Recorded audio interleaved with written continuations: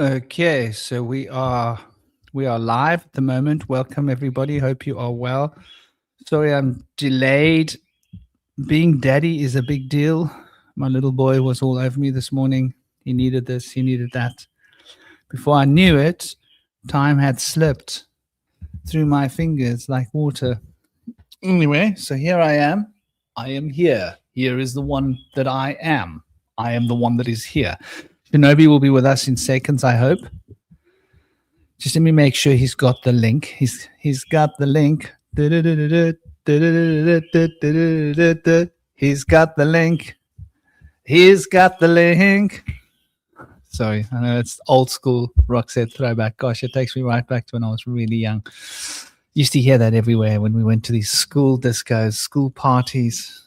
Hey, how you guys doing? We've got in the house. We've got Tom Roo. We've got. Let me make my screen better. Oh no, really? Oh, StreamYard, you're doing this to me. Okay. StreamYard is really doing this to me. They are really doing this to me. Okay. Whatever if you have your Google shrunk down to like 50, 60%, when you start your StreamYard, then it messes up your whole live show. So now you've got to like squint at the comments that are like tiny little stick words. How you guys doing? We got Tom Roo, we got Systematic. I hope you guys are having a good day. I hope you guys are thriving. I hope everybody's happy, swell, and arriving. We got a cool little conversation today. It was the inspiration of Shinobi. Just let me give him a quick, hey, brother, we are live. Okay, he's here. There we go.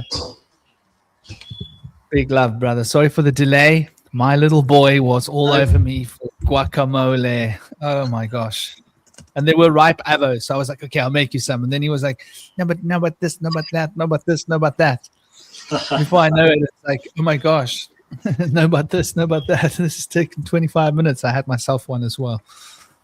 Couldn't resist. Good old guacamole. How are you doing there, brother? Yeah, I'm really good, mate. Just sharing this to my YouTube. One sec. But yeah, doing good. Doing well. Orion has got his 1666. What was it? Like London. What's it called as? Great Fire of London thing at school today. So they're all dressed up as like kids from 1666, which is quite funny. Just a weird little ritual they're doing. Because it's like, I get it's fun to dress up and I get it's fun to learn about history, but there's so much interesting stuff kids could be learning. Why are they learning about a fire that happened a few hundred years ago? But anyway, it is what it is. I'm sure he'll have fun. You know. So the rebuilding and esoteric design. Following the devastation, architects like Sir Christopher Wren and Nicholas Hawksmoor were commissioned to rebuild London's churches. Don't you find that interesting? So what I think this can be quite useful for your boy is to let him know that those so-called churches that were built in 1666 are actually older than 1666. Right, okay. They were rebuilt. In other words, they had a little bit of repair work done, right? But the foundational church would have stood there before. So we're talking about these churches, and it shouts to me of Tartaria. It shouts to me of all the old world technology and those buildings that we're looking at. I don't think they're just a few hundred years old. They're made out of stone, right? Those cathedrals and those old churches. Stone lasts forever. If you build a stone building, it can last for like 500, 600, 700 years, right? I mean, look at the pyramids. Yeah. I think some of them are made of granite, I believe. Exactly. Granite has got like a shelf life. Yeah, so with granite and fast flowing water as it creates an electrical current. So these churches weren't built by Christians, I don't think. I believe in my heart they weren't built by Christians. They were built by Gnostics. They were built by people who are more connected to the earth and nature. and then they were repurposed by Christians, I believe, because these cathedrals, all of them have fast flowing water underneath. They have they're obviously huge buildings that look like an arc, and underneath the cathedral there's just as much space. There's always depths, like in the Great Pyramid. They found huge like what's it called, like I can't remember the terminology, but under the Great Pyramids there's huge like depths. It goes deep under the pyramid. Like there's always more to things, and with cathedrals there's just as much space underneath them, and there would be fast flowing water, and then that would interact with the granite structure, creating electrical current. And then there's obviously organs, which are to heal the body, the stained glass windows, which would create healing light. Like they're places of healing, and something on our timeline has happened. Perhaps it was around 1666, but that year was when they came up with the birth certificate, which is interesting. So I wonder if they're teaching them about that at school. I doubt it. Well, there was a huge esoteric remodeling that happened, according to what we're told. So that's quite interesting, you know. And I think there was more esoteric knowledge, and they downscaled the esoteric knowledge. Said that there was a, the huge fire. It was supposed to be a big fire, wasn't it? Yeah, it started at the bakery, apparently. Somebody burnt their bread or didn't clean the oven. So, yeah.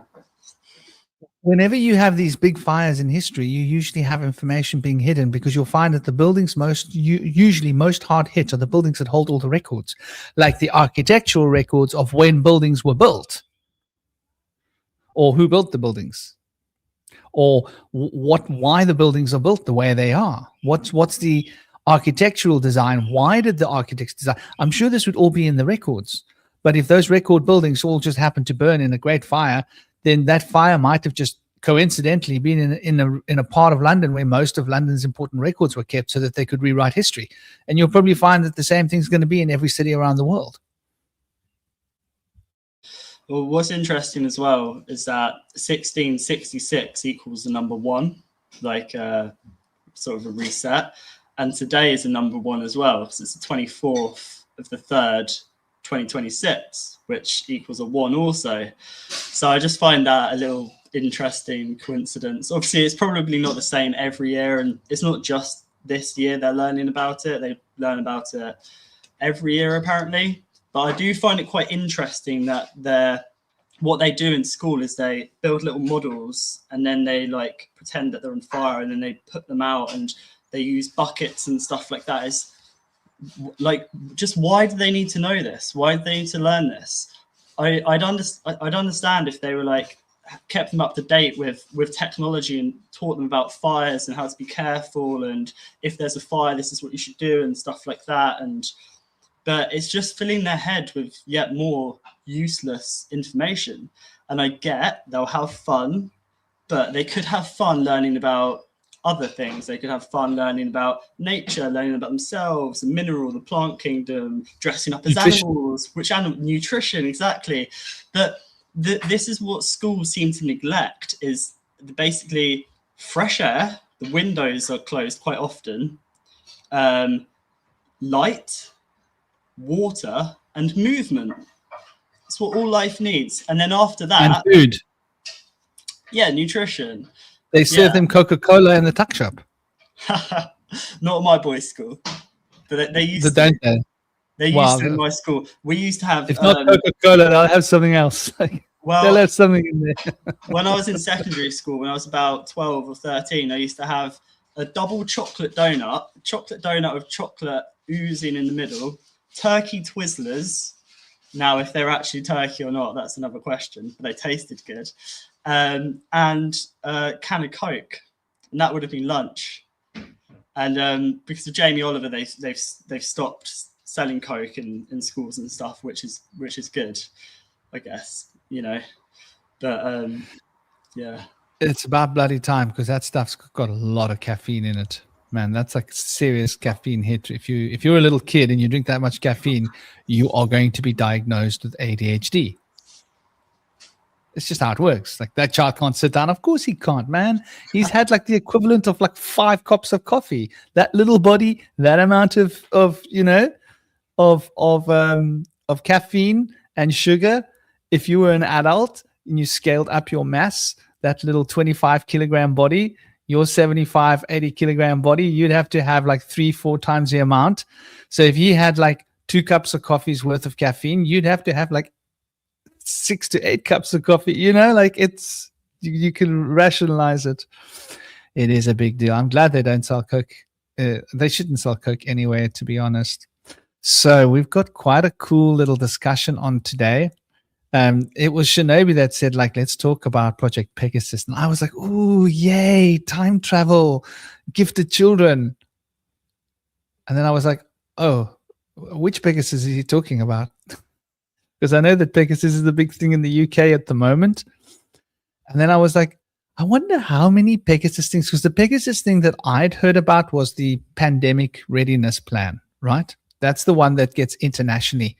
But then I went and looked, and I was like, holy crapsies. This is not funniesies. This is like seriously bizarros. So I thought, like, it's bizarros enough. So let's crank it out there. Let's crank it, baby. Let's crank it like we want to prank it.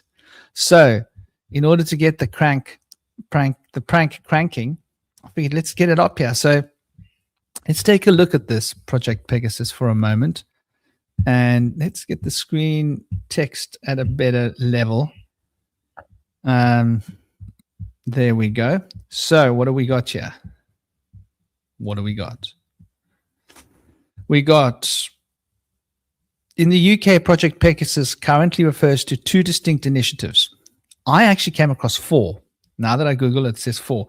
So we've got the Aviation Security Active, which is an intelligence sharing initiative by the Metropolitan Police to detect smuggling and terrorism.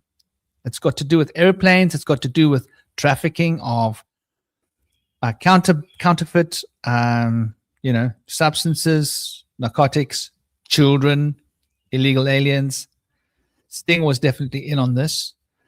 Then we've got the well-known one, the Pandemic Preparedness Exercise Pegasus, which is a national simulation that's been running since last year, right? Now there's another Pegasus one, and let me drag it out. I found it last night and I screenshotted it because I noticed that Google doesn't want you to know all of the information. I was like, that's rather dementedly interesting, in a really demented kind of way. So I figured, like, let's do this. Let's get in under the Dimension project and take a look and see just how deep this rabbit hole goes. So there's another Pegasus, which is also quite important. So we've got these 2, right? We've got the organized crime, which is to do with monitoring all the microlights, all the aircrafts. And what they want is they want everybody to report. They want everybody who works in aviation, who works on the tarmac, who works servicing, cleaners. They want them to report anybody that behaves in any way slightly suspicious, which is like a serious way to promote paranoia wholesale, as you know, because they did that with the Muslim people in the UK a while ago, didn't they? And so if a brown-skinned person sat down with a bag, everybody started squirming, like, I wonder if he's got one of those things that goes boom in that bag. And, they know how to trigger people's fear, don't they? So apart from this simulation, right, which is to do with infectious diseases, preparing us for the next bout of insanity, right, that they had us rolling on. Then we've also got, and here we go, I am going to share it. Are you ready, ladies and gentlemen? Here it comes. So we have the Pegasus report. Now this is an interesting one. So this is a notion that's done by the police, right? And oh no. this is not the one that's done by the police. Excuse me, ladies and gentlemen. Did I not save these last night? It seems I didn't save them. Donatello. Well, okay. There is one that has got to do with Pegasus Police Initiative. Pegasus Police Initiative, crime prevention. Oh, why am I using this keyboard? I need to get my other keyboard. These gray letters, very hard to see at this angle. So here we go. Project Pegasus. Now, this is a Metropolitan Police Initiative, right? Which is, border crime. It's got to do with basically getting everybody. No, this is the one of the light aircraft. There is another one, though. There is another one. There is another Pegasus initiative that relates to crime on the streets, right? I saw it written up. Can't find it right now. There was another Pegasus initiative that relates to like keeping track of crime and having people report on suspicious activities so that they can basically turn every human being into a police person, which is like, think about how crazy that. That's 1984 George Orwell all over again. Then there's also Pegasus, the hacking software. Have you heard much about that? Yes, there's one called Pegasus and there's one called Chrysler. Both were birthed from the neck of Medusa, the two twins. There we go. And this is a silent hack that can come to your phone as a missed call. You don't even have to click. And it basically turns your phone into an espionage tool. And it's not normally going to be used for like the man on the street.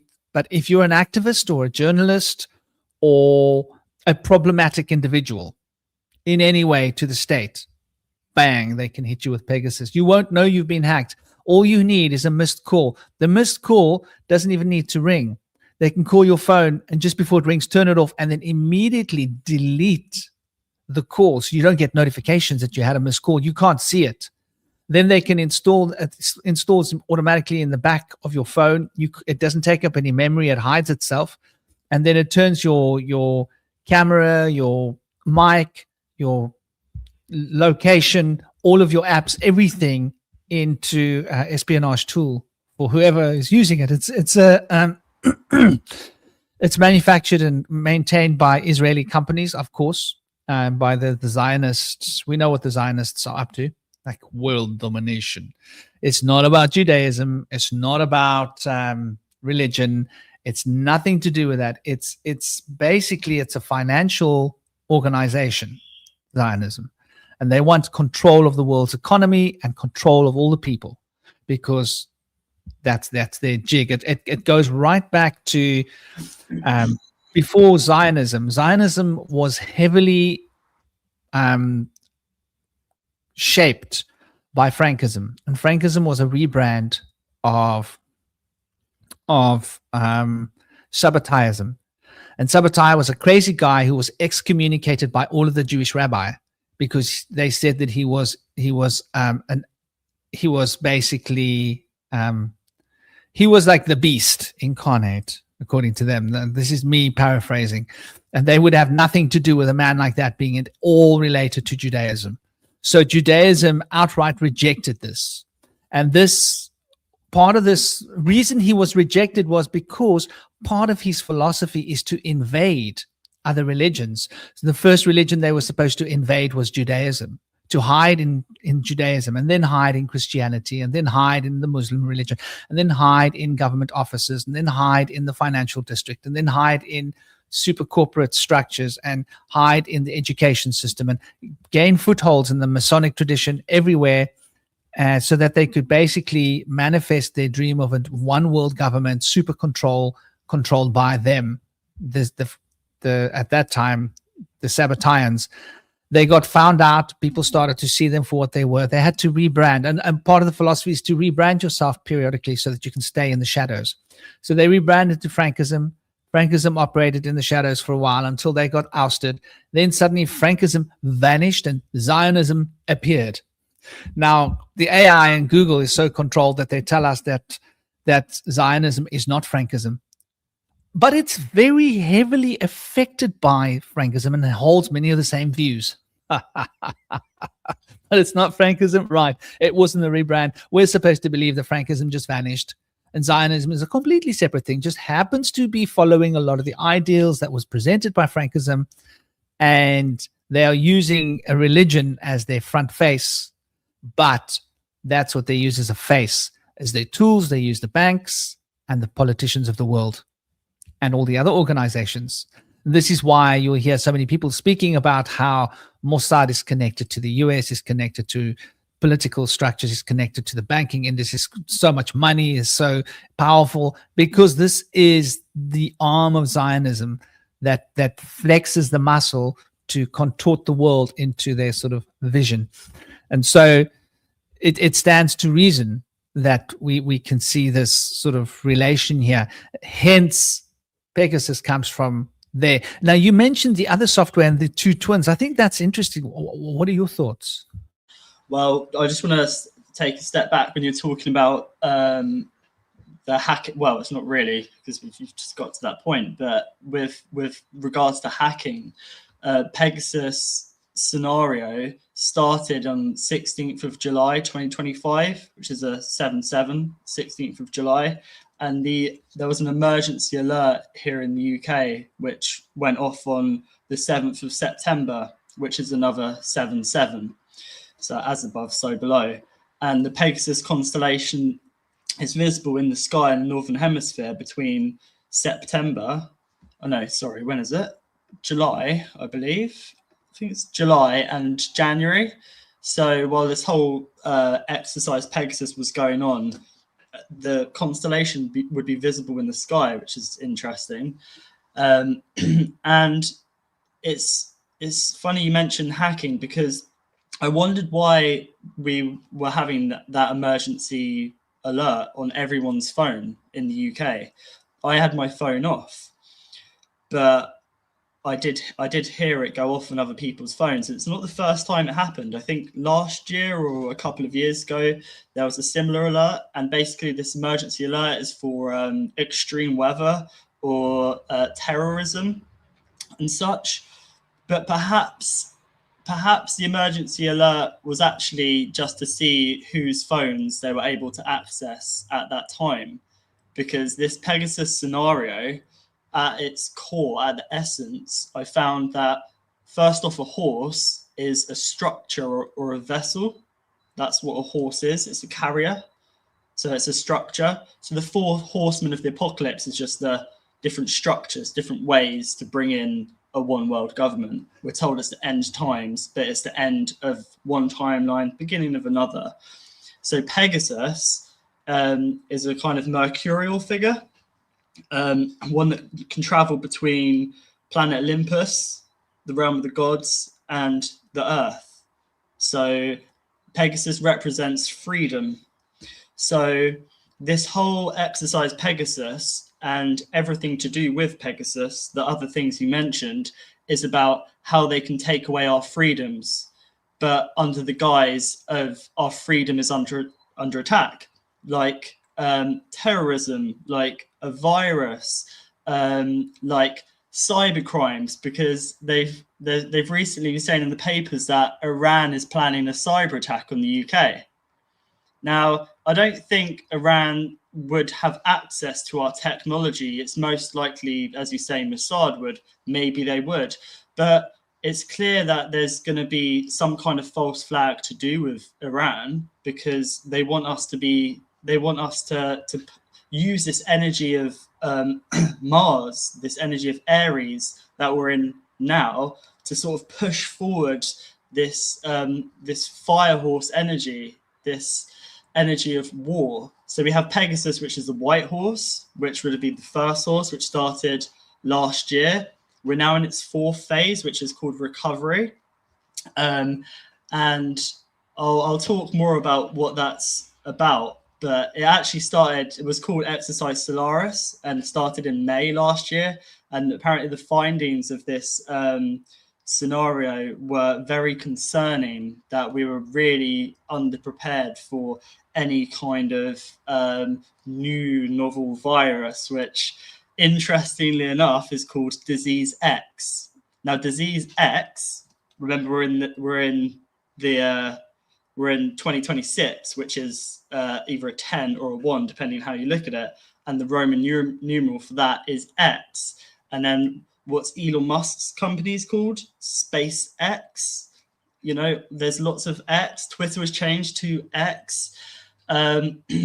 So with this exercise Pegasus and exercise Solaris, there's a link between Nipah virus, and in America there was it was last year, I believe, a similar scenario, but it was called National Blueprint for Biodefense.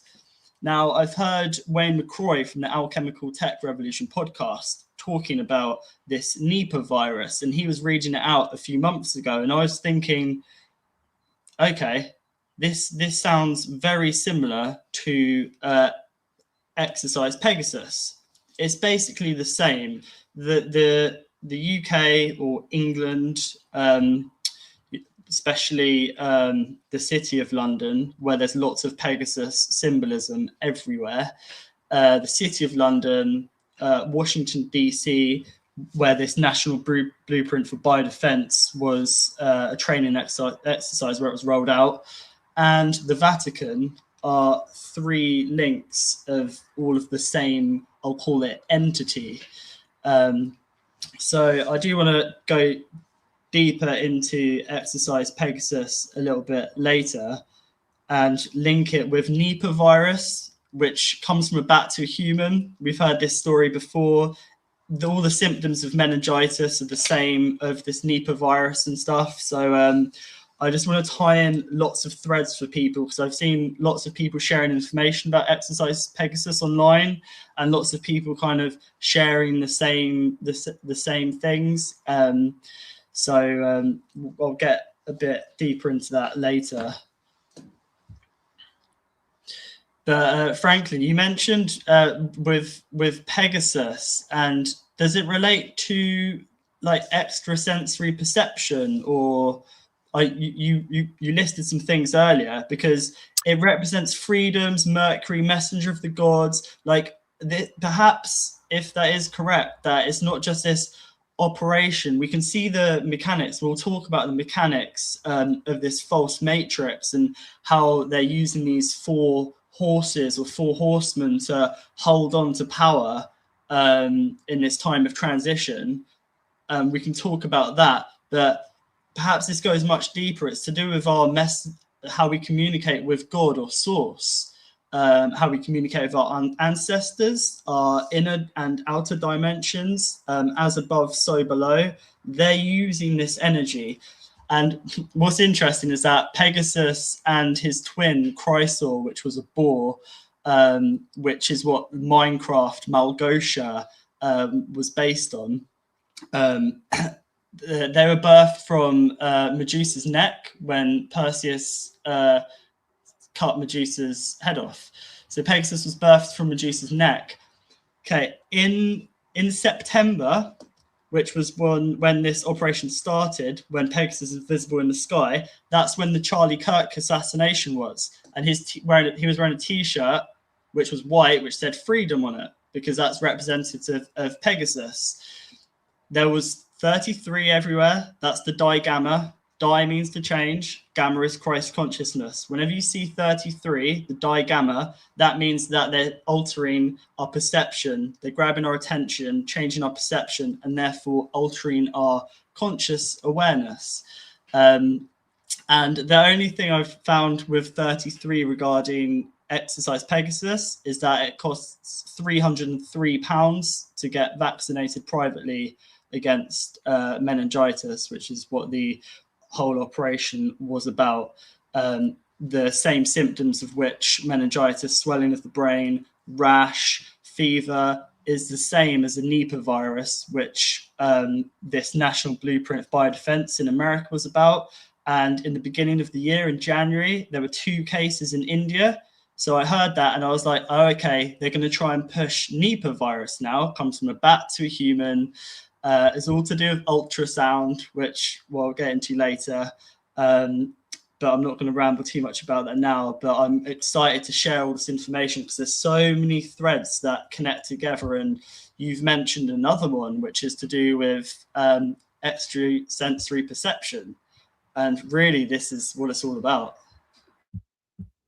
Yeah, so that's really interesting. You see, when you mention Pegasus, it hits memories in me. Like, I can't remember. It could have been Project Camelot may have covered it about 15, 20 years ago. I think the Basis projects may have covered it as well. That would have been like 2011, 12. And other people have covered it too. I forget the guy's name, man. There was a guy who had done some really great research and a lot of good sharing, like in the early thousands. DeFagio, what's his name? Maybe I'll find it during this. Namaste. We got Hollow Bone. Hello, dear Hollows. I hope you're well, sweetheart. I hope you're having a good morning. We've got the Star. I hope you're good, Star. I hope everybody's thriving. And Tom's here, and everybody else that's in the chat. Big love to all of you. So yeah, ESP. So the Pegasus originally, before all of these newer additions, or before they've used that word, that name has been used by the state in so many ways. It's very telling. It's Zeus all over again, right? And Zeus is the lightning bolt. In fact, Pegasus, I think, used to carry Zeus's lightning bolts for him. So when he needed a lightning bolt, he'd reach down into he's had like a special pouch on Pegasus, and he'd pull out his lightning bolts and he'd hold them down to earth. So it's quite a powerful symbolic sort of relation into the mental power reaching into the physical plane. And also Pegasus represents also that agent which could carry Zeus between heaven and earth. So it has to do with touching the spirit, touching the soul. So the original Pegasus story, which was a Project Pegasus, I think that Project Pegasus was from like the 70s and the 80s. Well, that's when it became, that was where there was a lot of evidence for it. It was primarily done on children. And they were trying to develop the ESP powers and potential in children. So when you hear stories about like the men, what is it? Men who eat with goats, sleep with goats, sweat. What was it? The men who stare at goats. Yes, the men who stare at goats. That would be an offshoot of Pegasus programs, just to give you an idea. Because they were developing and they noticed children had the most ESP. So they would try and find ESP bloodlines and get hold of the babies and then mess with the babies and develop super soldiers. And a part of the mission was, from what I've heard, it goes to as far as time travel and bridging gaps between other worlds. So we're talking Stranger Things, yeah, man. Yeah, that came up in my notes. And also regarding time travel, Trump's grandfather, I believe, had Tesla's notes. So there's a link here between Trump and this whole disease X and Elon Musk and Tesla. There's lots of threads which need to be connected here. But yeah, the reason Stranger Things came up in my notes, I believe, is because, so in my mind's eye, I remember I showed you, because I'm not sure if you've seen it, but they so first off, Vecna, the one who appears to children and basically takes the children, is an anagram of Vance. So that had me thinking J.D. Vance. And who put J.D. Vance in power? Peter Thiel, anagram of reptile. And he's openly said that he takes adrenochrome. So there's a link there between the children, this reptile called Peter Thiel, who's funding JD Vance. And what I've thought is going to happen is that Trump will be assassinated while we're in the age of, while we're in Aries, while we're in like March, beginning of April. And then that would be a false flag. They'll be like, it was Iran. And then Vance will be put into power, and then we'll advance to war, because JD Vance signals just advance. But the reason I'm mentioning Vance and Vecna, the anagram, is because in Stranger Things, the realm that Vecna takes kids to looks like Mars. It's like a dry desert, and then there's this spider being where these children are in, and this spider being, which Vecna is helping, is basically is using the children's subconscious to power itself. It's feeding off of it, this spider. And I've heard you mention that spiders like electricity, and there's lots of electricity everywhere in this realm. Not that the thunderbolt of Zeus is bad, not that type of electricity. There's a difference between alternating current and direct current. The electricity we have is harmful, and there's been spider beings spotted by electricity pylons, like they feed on electricity. Well, are they feeding off children's electricity, these spiders? And we have the World Wide Web as well, which I find interesting, which is a tool that's supposed to enslave us, but really, actually, we've managed to use this World Wide Web to connect with each other and stuff. But I just find it very interesting that Vecna and Vance is an anagram of each other, and that this technology is basically just being weaponized against children, feeding off their subconscious, really. Yeah, I mean that is quite interesting. It does sort of suggest quite a lot of shenanigans, and it is very interesting that they're using this word Pegasus. So we've got ACES, so an oasis, right? ACES. I wonder what is the etymology of the word ACES. ACES. Etymology. Is it an Arabic word? Asis. Because it makes me think about a bird. Asis. Coptic. Is it a Coptic word? Where have I come across that word? Asis. Well, there's a company in the UK called Asus, ASUS, who make graphics cards. So it's about seeing reality in a different way. Yeah, exactly. I mean, there's a laptop. They also make laptops, right? As far as I know, Asus. But there's an old. I mean, the word ash is a derivative of the word ash, which is a derivative of the word ash, which derivative comes from the roots Phoenician fire. So, ash, us. Burn us, right? Burn us, which is an interesting concept, because what does Zeus do with his lightning bolts? Right, he burns humanity. So there is something there, and Peg, I think relates to Pag. I think it relates to masculine deity, right? Like in some etymological roots. It's been years since that word's come up for me. I should probably go and take a look. But it is interesting that this Pegasus symbol is being so exploited, and that they have loaded so much onto it. So it's obviously an intelligence collection idea, right? Obviously what it is. So when you think about it, the idea of the pandemonium, awareness, readiness, right? Pandemonium is what they're doing. It involves them collecting data and information on people and getting people ready to give information. That's really what it's about, right? So that people are prepared to, like, okay, you're going to need this ID card. You're going to need to get your digital information. You're going to need to put it out there. We're going to need this in order to keep you safe. Then the other one, which has got to do with the police collecting information on people, trying to stop crime in London and in the streets. Then there's the bigger version of that, which relates to the airplanes and the smuggling and the substances and children in airplanes, cargo holds, and everything else, illegals, which is border control, which was also essentially about collecting information. Then you've got the Pegasus, which is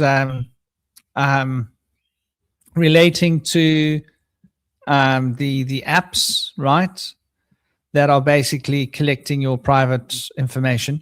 And then we've got this ESP program, which is teaching children to learn to become psychic spies so they can collect information, even from the future, right? Even from parallel worlds, collecting intel and information of what will happen, what has happened, because they notice that human beings have the potential to project consciousness into the future, right? So it's not easy to do that with technology, but if you find the right human beings and you trigger them in the correct way, you might be able to get them to start that process working, because it is something that happens. It's been happening since the beginning of time. We call it prophecy. It's not something that everybody that it happens to, but it can happen and does happen to some people sometimes when the conditions are correct. And so I guess they've been researching and trying to learn how to make those conditions work for them. Hello, namaste, every day. I hope you're well every day. Hope you're good. Yeah, Tomru, self-control is a big part of the story. It seems like we are in this place, we are in this crazy place, and and you're right, DNA is a big part of it, I think, because they want to collect that information. Project Pegasus, time travel, teleportation, access to past and future events, DARPA. Yeah, exactly. The star, that is a big thing. That's what I recall when you first said it. That's what went through my mind.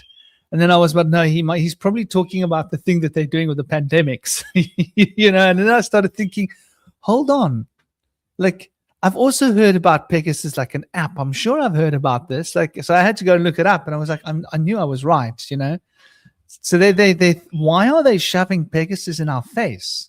And what is the relation to Zeus? And are we entering into the age of Zeus? Is the age of Pegasus an entry point? So what does Zeus represent, right? Zeus represents lordship, total dominion, and total control, right? Sitting in his domain, disconnected from humanity, in his heaven, right? His Olympus, able to observe and control the influences of men. He has all of his gods that work for him, that go down and lay down the rules and manage humanity the way they want humanity managed. And then he's got this Pegasus horse that can give him access to be able to actually come down and strike with thunderbolts if anyone doesn't behave, right? And generally speaking, when Zeus comes to Earth, he doesn't come to Earth like bearing gifts, like, hey, you guys have been great, look what I brought for you. He comes to Earth bearing thunderbolts, right? So he's like quite wrathful towards humanity very often, very often. So to me, that's like an interesting concept that they would use as symbolism in the iconography of Zeus, and of course Pegasus. I have a very special connection with Pegasus, and like you were rightfully saying, the relation of the idea of the archetype, the symbolic meaning of Pegasus and freedom. I think it relates to freedom on one level, but I think it also relates to service. Like, to serve the divine, to serve the deities, right? Like when Pegasus came down to Earth, there's a myth, there's a story about Pegasus kicking a mountain and making a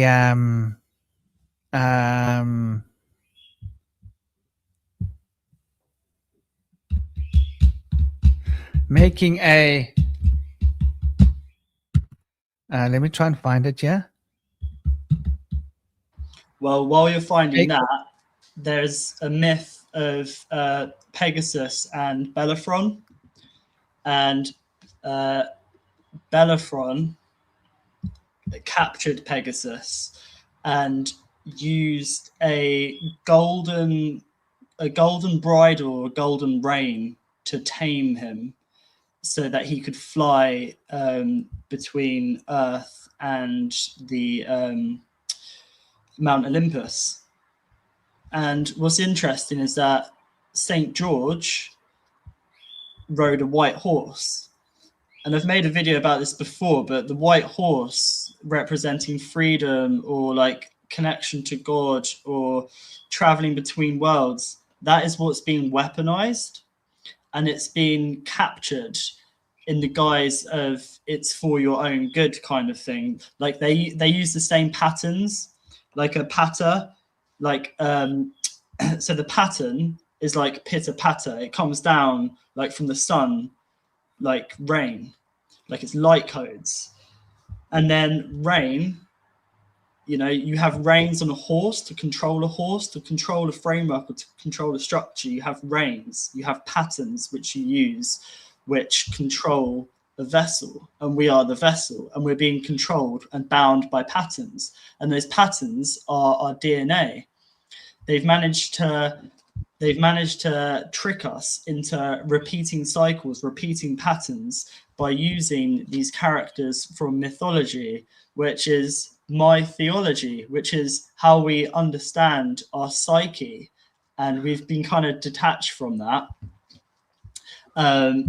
So it's interesting that Bellerophon used Pegasus to slay the Chimera, which was a so-called monster that breathed fire, that had a snake for tail, the head of a lion, and it had a goat on its back or something as well.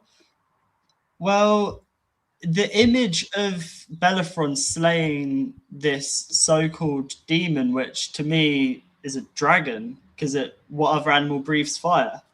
This is synonymous with St. George slaying the dragon.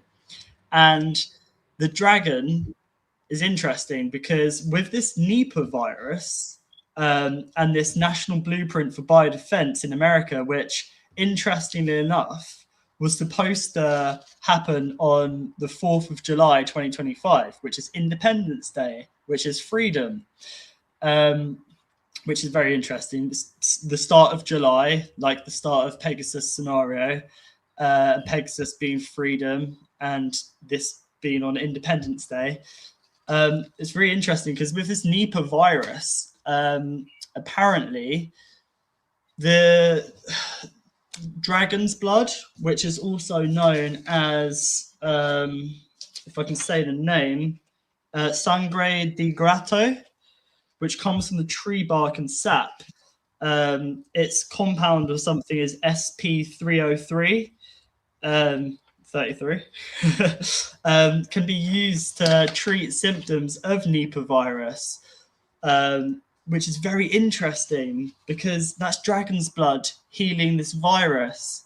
And this Nipah virus is very similar to meningitis, which is what this exercise Pegasus was about. So it seems that this whole Pegasus operation, these operations, is about slaying our dragon, because the way I see it is this dragon archetype guards the gold in the cave, and that cave is our psyche, and the gold is our divine spark or our power, our gold within, but it's being protected. So to get to our goal, they need to slay the dragon.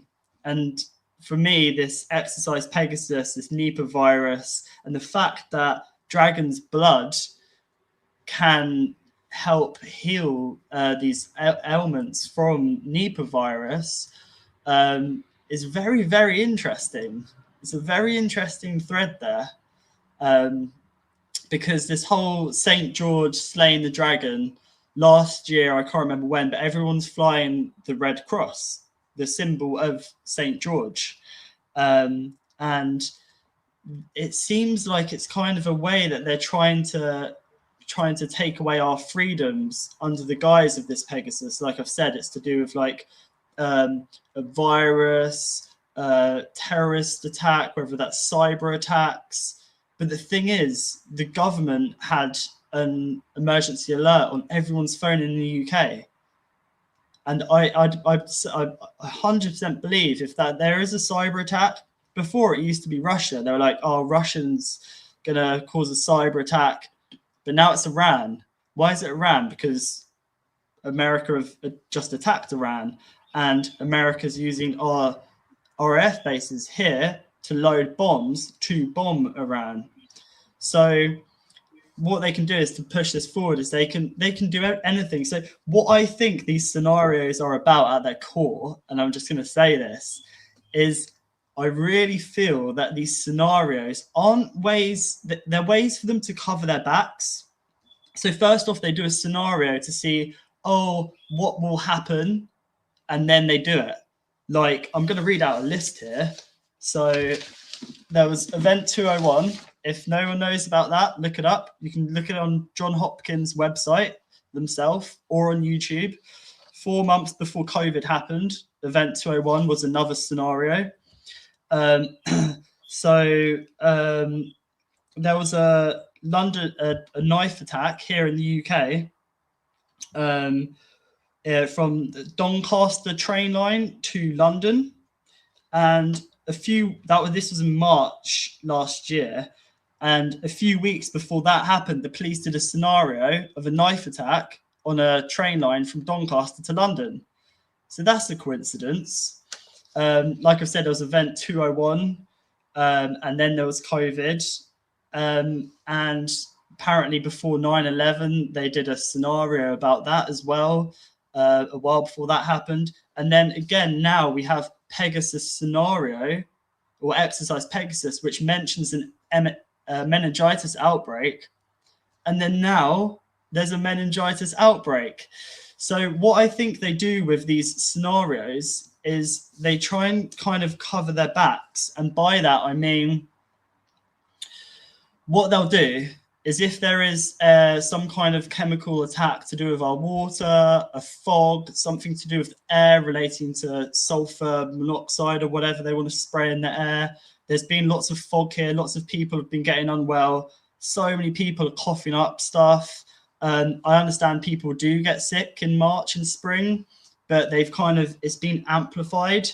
What I think they might do is if something does happen, they'll blame it on a foreign nation. So I've got this in my notes somewhere, but it made so much sense to me that they roll this stuff out. They kind of plan it like it's a scenario, and then they either MK Ultra someone to do this attack, like on this happened between September and January last year as well, when Pegasus constellation was in the sky. And remember, Pegasus was birthed from Medusa's neck. There was the Charlie Kirk so-called assassination, whether that happened or not. Some very weird stuff went on with that, for sure. That's the whole digamma. And then there was also a Ukrainian lady who got knifed in the neck on a train in America around this time. So you have 2 neck fatalities pushed out on social media during this time when Pegasus constellation is visible in the sky. That the guy, I don't want to digress, but the guy who did the attack on the train in America, he was saying that he thought that people were trying to get in his head. He could hear voices in his head. And before I heard that, I was like, this seems like it's MK Ultra. And then I heard that he was mentally unstable, and then that he could hear voices in his head. And I was like, okay. So they run simulations, and then they create the problem, and then they feed off the reaction, and then they cast their net. They cast their brains to try and control the narrative, control the problem that they've caused.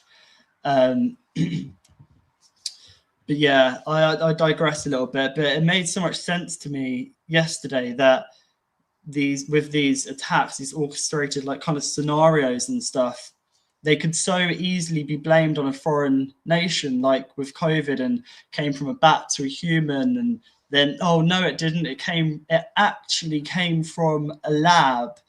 And then it's like, which story do I believe? Then people are divided, whether it was this way or that way. And then you have people who aren't sure whether this outbreak is real because it's based on a scenario. There's lots of things out there to try and confuse people. So I hope the way I come across isn't confusing, because there's lots of threads that make sense. They make sense in here, but trying to sort of like relay them is quite difficult, because our mind works faster than we're able, and in different ways than we're able to express with clarity. But what people need to know is that with these psyops, you can say it or spell it PSY, like psychological operations, or you can spell it PSI, like pounds per square inch, because the pounds per square inch, which is a trident symbol, is used for a wave function, and it's a Greek letter called psi, PSI, like Poseidon's trident or Shiva's trident. And it's to do with water and information and disrupting the wave function. This is what psyops are. They disrupt the wave function, so that it's to do with our currency, our energy, and what we currently see, what we see in the world. It's kind of creating a distortion in the matter so that we can't see with clarity. And this is in the matter, and this is also in our psyche as well. They're trying to like muddy the waters. And this Pegasus scenario, it ties into smart dust and 6G, which I'll mention later, because I don't want to talk for too long. But there's some very, very interesting threads with this new technology. And it seems that 6G was supposed to be rolled out in 2028. I think that they're trying to fast track things like they did with COVID. They seem to do things too quickly. Didn't work. They've tried monkeypox. They've tried Nipah virus. Now they're trying meningitis. They're just trying different things to see what grabs people's attention and what really rolls out the fear, because it's with fear that they can control us, the false evidence appearing real. So, yeah.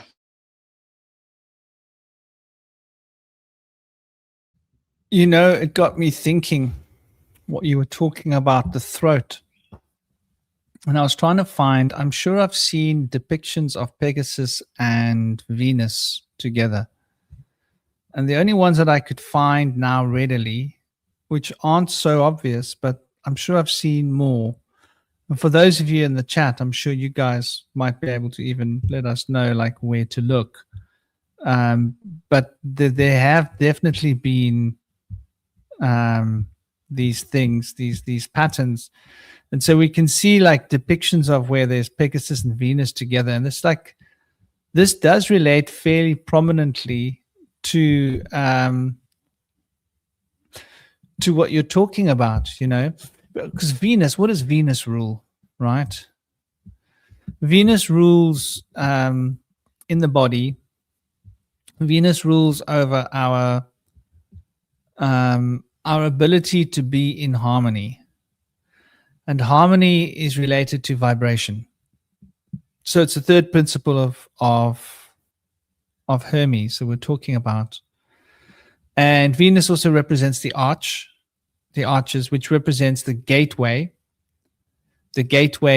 into other dimensions. So ESP, Venus. Hence vibration being the key to expanding the consciousness. Once again, expanding the consciousness is very much related to Zeus, because Zeus represents the principle of expansiveness into the domains of the heavens.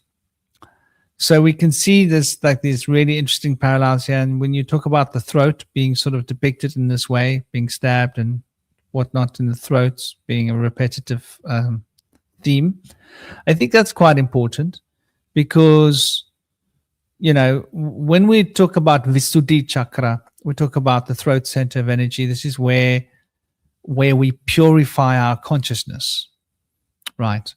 So if you're talking about brainwashing, you're talking about purification of consciousness within the physical domain of the physical body, the brain.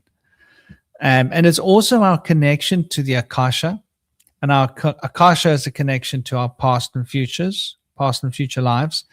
In fact, it's the field of resonance that is here and active where we are in this field of existence that holds the imprints from time beyond this linear time that we believe we're experiencing here physically.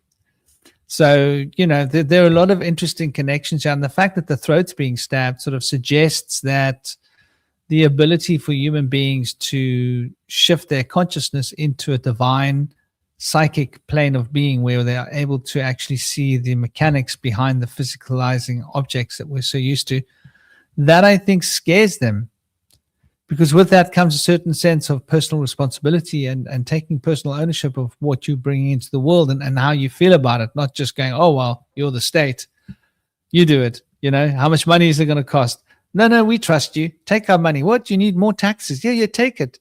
Well, I understand. I'm sure that those bombs that you sent to Israel that's going to blow up children in Palestine was necessary because you know better, right? And it's okay. We don't mind that our taxes have paid for it because we understand it's for the greater good, right? Those bad Palestinians. I saw that the homemade hand grenade that they threw at Israel, right? And you're completely right. You need to get out all your big artilleries and launch myriads of cluster bombs at them and just destroy all of their cities now because they messed up someone's doorstep.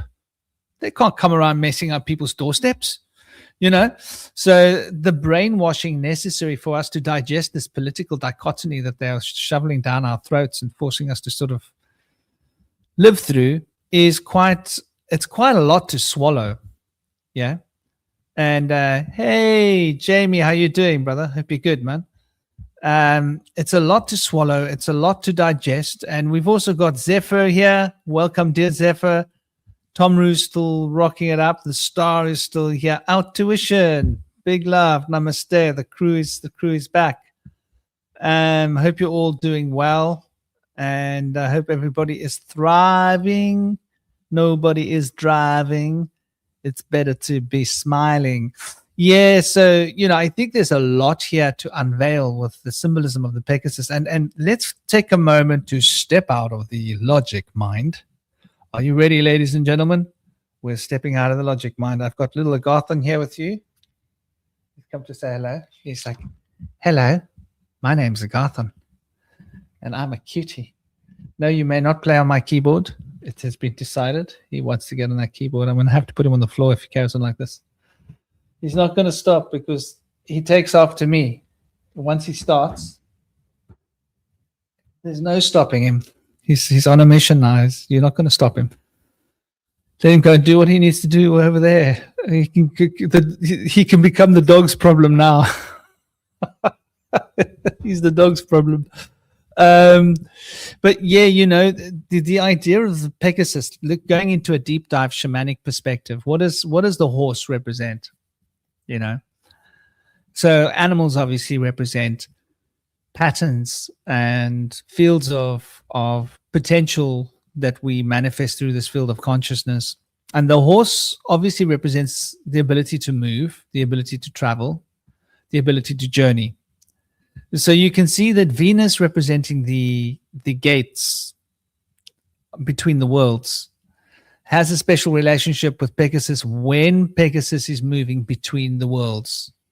He needs to travel through the bridge of Venus, if you will, which in itself shows a very interesting connection. Relates to the chariot on a subjective level, the Merkabic body, even though the Merkabic body is specifically related to the sign of Cancer. There is a relation here. Pegasus did stomp on the ground to make that, oh, yes, I was going to show you. Let me show you. So I did find it. There we go. I was going to tell you guys about it, and then the topic sort of moved on. So let me tell you before it's, there we go. So here you can see what it is. So this is to do with the Hippocrene spring, or the horse's fountain. and it's a mythical spring, supposedly on Mount Helicon in Greece, which was created by Pegasus to release water. And this is the water that inspires poetic creativity. I think it's got another name. Is it the Spring of the Muse or something? Cold fountain, cold spring, blissful. So the hippocampus is where our memories are stored, which is, of course, the water horse too. This all ties into memory, and because we have like MEMS, which is smart dust technology, which links to 6G, which links to this exercise Pegasus, and links to Canterbury and Kent also too.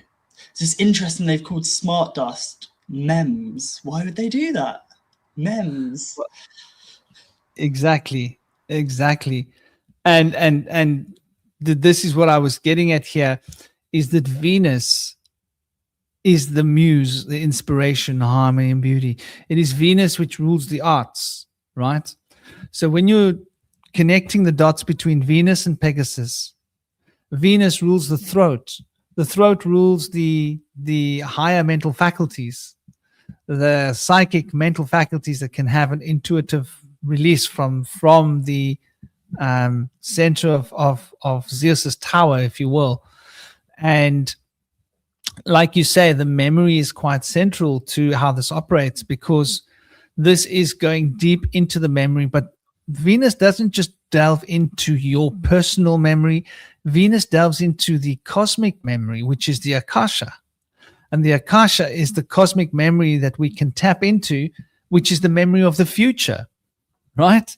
The memory of the past, non-linear memory, and the memory of other worlds and other times and other spaces and other fields of vibration, memory of other people, telepathy. Those are also expressions of the divine memory. For everything is sort of structured out of memory. So like you're very on point.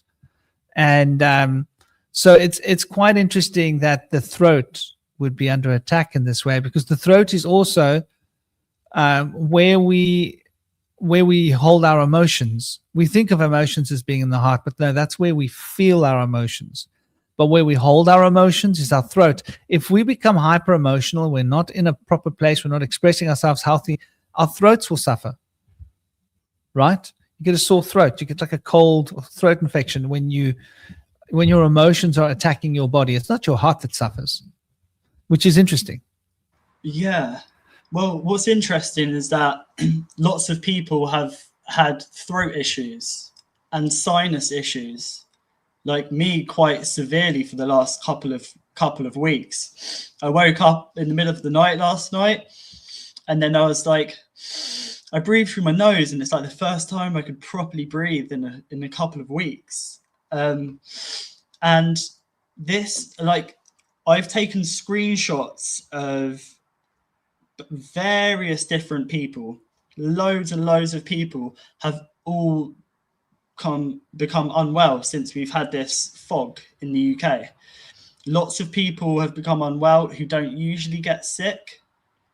Like people have been getting like sinusitis kind of symptoms, like blocked throat, blocked nose, and sinusitis can lead to meningitis, which I find interesting because people are going to have lots of fear and be like, oh no, I've got a bit of a sore throat, I've got a bit of a fever, maybe I'm going to be getting this. And especially parents with young children, because with COVID, they weren't able to get to children as much as they wanted. It started off with the elderly and then slightly younger people, and they were trying to jab 6-month-old babies. And I think that's when people were actually like, enough is enough. So that's why they're pushing this next round of jibby jabbies, because they want to get to the babies, they want to get to the children, they want to mess up their DNA, they want to mess up their connection, their potential, their core of, you know, who these children can be. They alter their DNA, then they're just gonna become empty vessels. That's the end game. That's what they want to do. And what's interesting with the throat as well. So the throat chakra is blue. This seems to be all part of Project Bluebeam, because what that is the throat connects the heart, the heart's here, the heart and mind. The throat connects that, and then going through that is the vagus nerve. And in Las Vegas, that's where they started using their blue light technology on the screens to pull you in, to draw out your soul, so that you identify with the technology. And they had no windows, got you drunk. It was the mafia and the CIA that started this. This is why we have blue lights on our technology. So you're glued to the screen because blue light pulls. It's magnetism, magnetic blue light. So this vagus nerve here is what they're trying to sever. They're trying to cut the heart-brain connection, because we've been divided on all levels by race, gender, this, that. With Project Bluebeam, it's separating people from God. They did experiments in 2015 via magnetism. They've perfected this via magnets to detach people from source. Dividing the family unit, destroying national identity. This is what cutting the heart and the brain is. It's separating us from ourselves. It's especially with the Charlie Kirk assassination, whether that was real, scripted or not, the symbol is there. Let's just use the symbol. Let's use the narrative. He was speaking what he believed. He was speaking his truth. Whether people disagree with it or not, everyone should be allowed to speak. People can be told that they're wrong, but everyone is entitled to an opinion, whether you disagree with it or not. So he got shot in the neck. That's going to make some people fearful of speaking their truth, because they think, oh, maybe I might get shot or shut down. So we're trying to be shut down on all levels. Like with these other Pegasus operations to do with the police and smuggling and stuff, it's all related to technology, to be able to, I don't mean technology as machines and external. I mean technology is language and symbols. They want to alter our language, the gauge or gauge between each others, between higher realms and source. They want to cut that ties. They want to disrupt how we communicate with each other, how we communicate on the internet and stuff. So this whole exercise, Pegasus, and everything that's going on with Project Bluebeam and stuff, which people think is just a fake alien invasion. We've spoken about that before. It's about detaching people from God, dividing. It's about division, basically separation. They want us separated, and it's not just separated from each other, because there's a worldwide energy crisis at the moment. We had the cost of living. Imagine that phrase, the cost of living. It costs nothing to live. It costs nothing. These little spells they cast on us, the cost of living. Oh, how much it costs to live. It costs nothing to heat our houses. They get energy from the ether. We pay for it. Energy prices are going up because of this, because of that, because of things they're orchestrating. We're going to pay for our water, which they get from the earth, pumped full of chemicals. All of this stuff we have to pay for. We're paying with more than just our money. We're paying with our energy and our time. And really what our currency is our connection to source. And that's what we're paying for by being distracted all the time. By having to work jobs 9 to 5, people having to do multiple jobs just to keep up, only for a third or half of it to be taxed. And remember, people, we've got the 1st of April coming up, April Fool's Day. So don't be a fool. Don't pay your taxes. Stop funding war. Stop funding genocide. Stop funding the decimation of our children and of who we are, because we do have power. We're in control. We're the 99%. They're the 1%. We're the 99%. There's more of us than them. We need to stop funding the system, which isn't really a system. It's more of a prison that we're building. In the UK here, Keir Starmer was saying how they need to inject AI into the veins of the UK. Inject AI into the veins of the UK? Okay. I've spoken to a few people about this, and some people have said, oh, all that means is like the infrastructure. Well, what's the infrastructure? It's the waterways. Water is what carries information.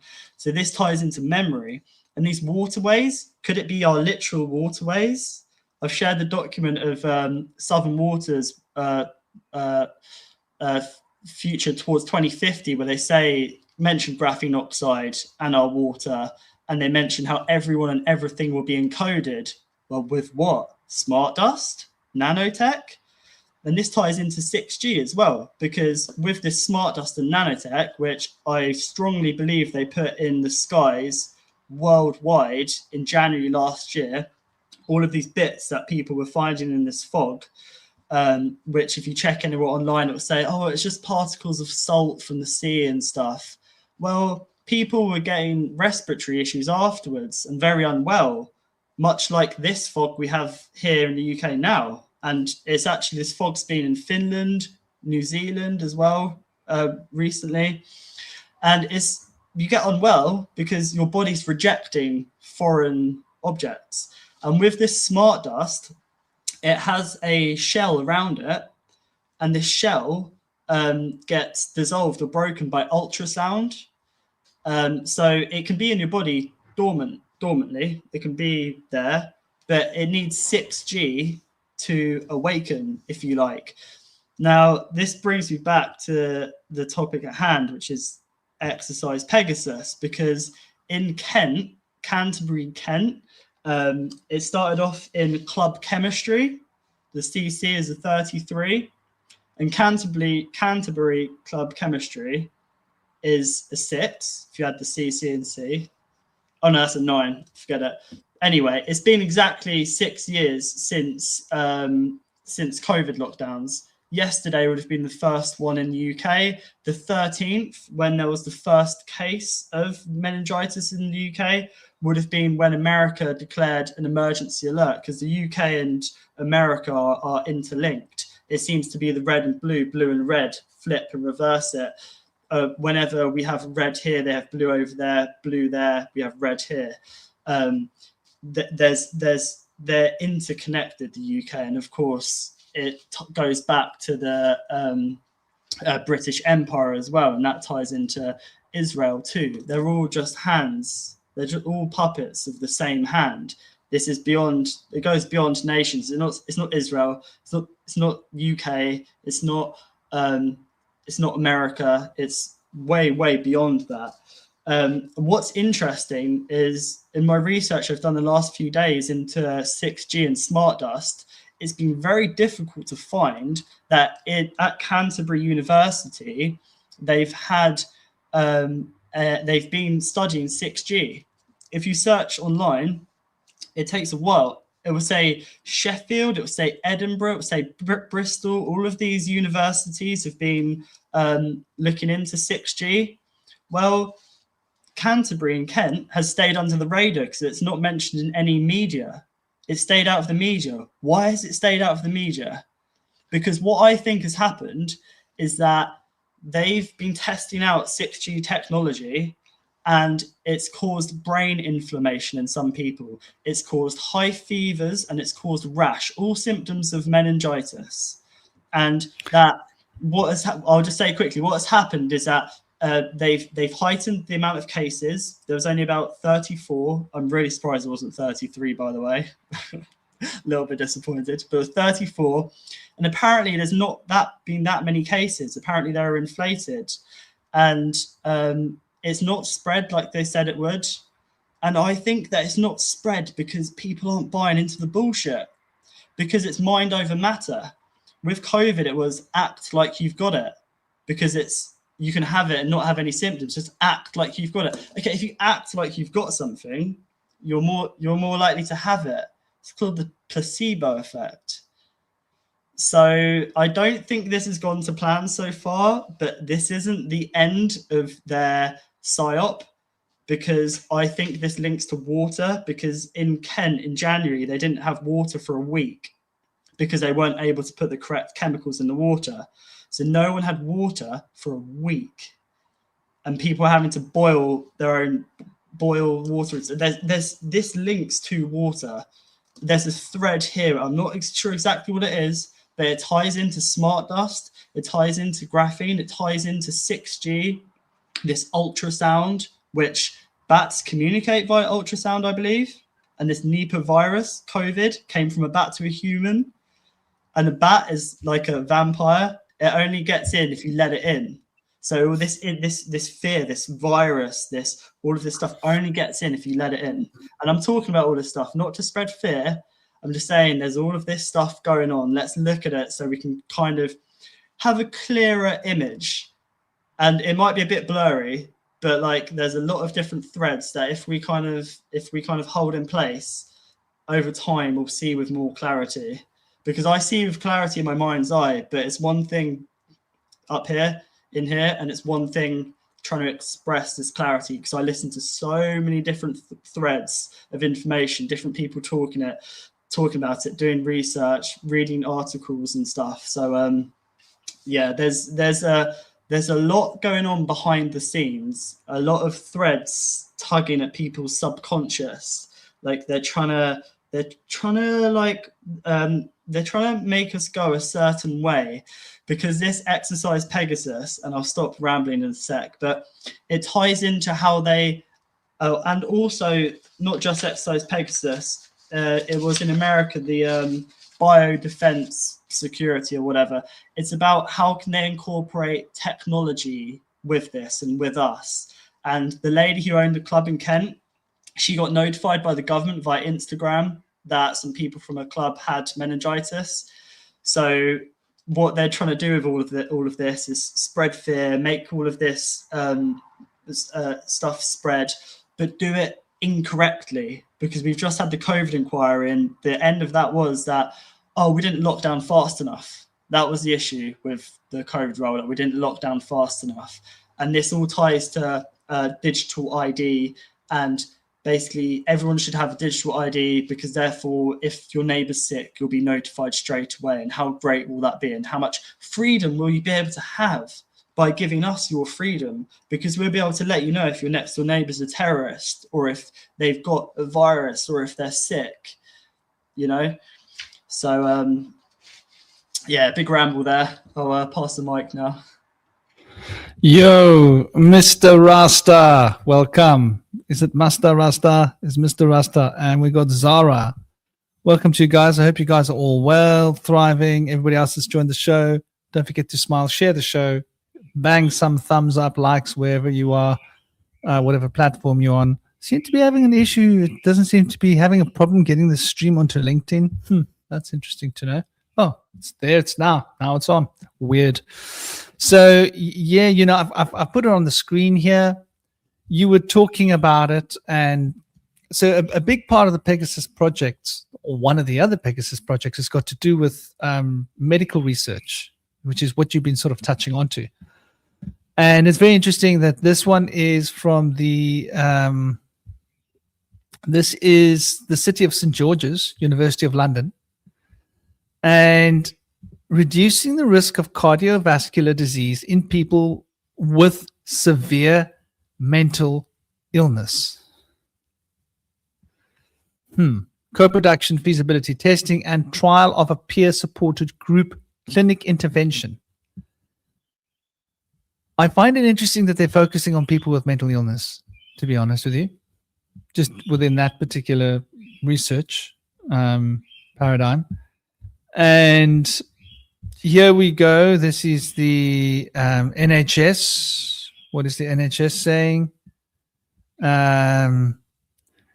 So, oh gosh, they've hidden that from me.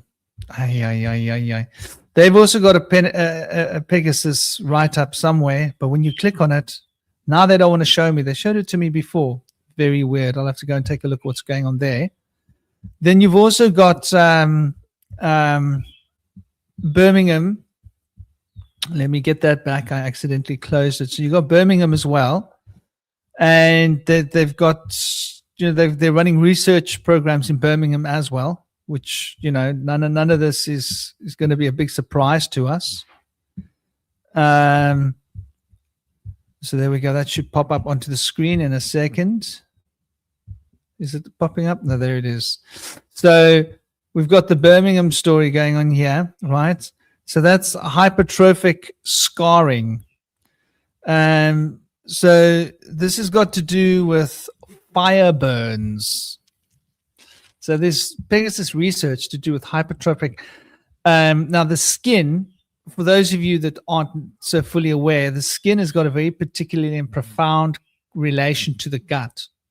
Obviously, it's squamous epithelial tissue. It's all the same grade of tissue. Frequency and vibrationally, it's the same organ on your body, your gut and your skin. And you might notice that people that suffer from eczema, I was talking to my girlfriend about this just like in the last couple of days, where we have a lot of these conversations. She's a kinesiologist and she also does energy work, so therapy. So we often have these kind of conversations because both our careers are like picked into this, and it's close to our hearts. It's what we do, what we research. And so this relationship between the gut and the brain and the skin, eczema has got a lot to do with our mental state. People that are suffering from eczema often have a certain kind of a mental irritation, and usually that kind of flustered mental state brings about a reaction in the gut because they work in tandem, which changes biochemical signaling. You are starting to be cheeky little buggy. You cannot go and bite my keyboard. No, you may not. Go sit over there. Go sit over there. Come on. Aye. So I'm just going to keep him up here. That'll keep him out of trouble. Franklin, can I share a link so a friend can join our chat? Because she's been sending me some very interesting stuff via WhatsApp. And I said, why don't you join us today or another time? And she said, yeah, she's happy to. You know her, yeah? Yeah. She's local. Bring her in. Yeah, I'll send her a link. Yeah. Sweet brother. The same link that I sent you would work. So yeah, this whole story of the skin being related to the brain, being related to your emotional state, being related to your gut. You can see there's a parallel here of what they're researching if you understand the occult cosmology behind how the body works and the esoteric side of things, which has got to do with scarring, which is obviously going to attract a lot of people because, a lot of people that have scarring tissue, they're going to want to be able to figure out how this works. Now, I'm guessing it's a kind of a genetic treatment, right? To prevent scarring. I mean, what kind of treatment do you think they'd be using? They'd obviously be somehow affecting your genetics. So in order for the genetics to go back to the pre-scarring memory codes, right? So I don't know. I find it really interesting. There's so much of this information out there. And then again, of course, there is at the NCBI, right, the National Library of Medicine, pressure garment to prevent abnormal scarring after burn tissues. These are special kinds of plasters that have been developed as well. Also, interestingly enough, called Pegasus. And this study was done in 2 phases, right? The first phase was basically getting a working group together in people's public. The second phase was clinical trials, right? And getting the consultants and the nurses and the physiotherapists and the occupational therapists and everybody together so that they could get them all to sort of work together and test these new products, and then to sort of report back on how everybody felt about it, and the usual well. But anyway, it's just interesting to see just how much medical research, and that's just the UK, all happening under the label Pegasus. And a lot of it's got to do with psychological diseases. It's got to do with how they relate to your breathing, right, and your circulation and your heart, because your breathing and your heart's very much connected. Now, you tell me how meningitis affects your heart, right? And I bet it's going to be rather interesting because there's only one way to do it, Let's go. I bet it's got to do with the heart rhythms, right? Um,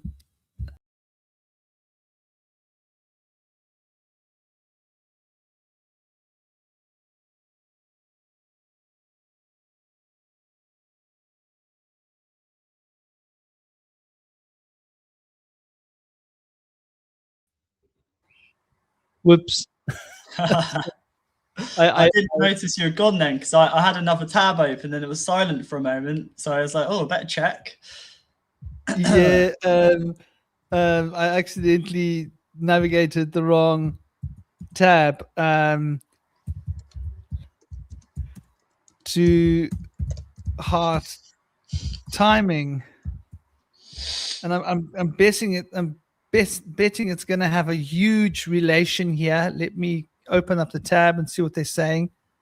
Oh, of course, I lost my tab when I accidentally jumped ship from the room. Sorry about that, peeps. I thought I was typing in the other tab. But here we get an idea of sort of what we're talking about, you know. So it's caused by the Neisseria meningitis. It's closely linked to cardiac complications that can arise rapidly, right? These heart-related issues can occur at the same time as meningitis symptoms during the early phase of hospitalization, right? So now we go back to this, right? Skin burns and how that relates to your nervous system, right? And then we take a step back to reducing the risk of cardiovascular disease in people with severe mental illness. Can you see how these things are all connected? There's a connection between the rhythm of your heart and getting meningitis, and psychological issues, because when your heart rhythm gets changed, your hormonal systems go out of whack and your emotional systems go out of whack. So you could find that people that are going to get meningitis might get a psychological reaction before they get the physical reaction of meningitis. And people with psychological issues might be more prone to suffer meningitis reactions because their heart rhythms may not be as stable. Because I've always been considered like by most people that have known me as being like the most emotionally solid and stable person. And it's why I used to, it's why the people that brought the psychedelics into South Africa like decades ago wanted me to test the psychedelics before they would buy them, right? Because I would take a vast quantity of psychedelics but still stay rational and still able to have like a normal conversation about the exact nature of this particular psychedelic, how it affects the brain, and how safe it is to release it into the public domain. You know, are you going to have a lot of naked Jesuses on the mountain and too many cop reports, or is it going to stay low key? And so very often, you know, if I said like this was God consciousness, then they'd get like a bit of it for the families, and they just give it to the people that were like, you know, in the proverbial family network. But and that was because I would always stay stable, even if I was on a lot of psychs. And my heart rate is always pretty much 60 my whole life. My heart rate doesn't change. It stays stable. Like obviously if you're running or if you're active, it's different. But I mean, my normal heart rate is the same every day, every week, every month, every year. It doesn't change very much. As I get older, I suppose it's maybe getting slightly quicker, but it hasn't changed that much since the last 30 years. So your heart rate is connected to your emotional, mental equilibrium and how psychologically stable you are and how much stress you can handle before you crack. Some people can handle an extremely large amount of emotional and mental crap, and they can just go and sit down and go, you know, what the WTF? It is what it is. Let's roll with it. Some people adapt and roll with the punches. Other people don't. Your physical reflexes are related to how stable your heart is. If you're a phenomenal fighter because your reflexes are fast and you can think on another level than another person, it's because your heart's more stable than their heart. So when they come at you, you don't go, You're stable, you're calm, you sidestep, you move, you flow with them. You're still present and you're still conscious of the experience, even though it represents danger. It's why I've been able to stand and like have charging bulls coming at me and just not flinch and just look them in the eye and stay calm. That heart rate is the key. So They're looking for people that have heart rate issues. They're looking for people because they know there's a connection between your heart rate and your psychological state, your emotional stability, your hormonal state, and that opens you up to the potential of meningitis. So not everybody would get meningitis. You see, you can sort of, there's a predictive curve to this, Yeah. which is quite interesting, Well, that we're not aware of because our medical systems have sort of hoodwinked us. Have we got a lady in the house? Well, can I just say quickly that what's interesting is that before, so my heart was fluttering in bed just before I got what's this nasal thing called? Sinusitis, whatever it is. Sinus. Yeah, sinus issues. My in the middle of the night, my heart was fluttering. It fluttered, like it felt really bit weird. And then a few days later, Esme had the same symptoms. The back of her head was like hurting quite a lot. I never get headaches, and my head felt like it was throbbing a bit. So it started off with the heart, and then it starts with a bit of pressure in the head, and now it's nasal stuff.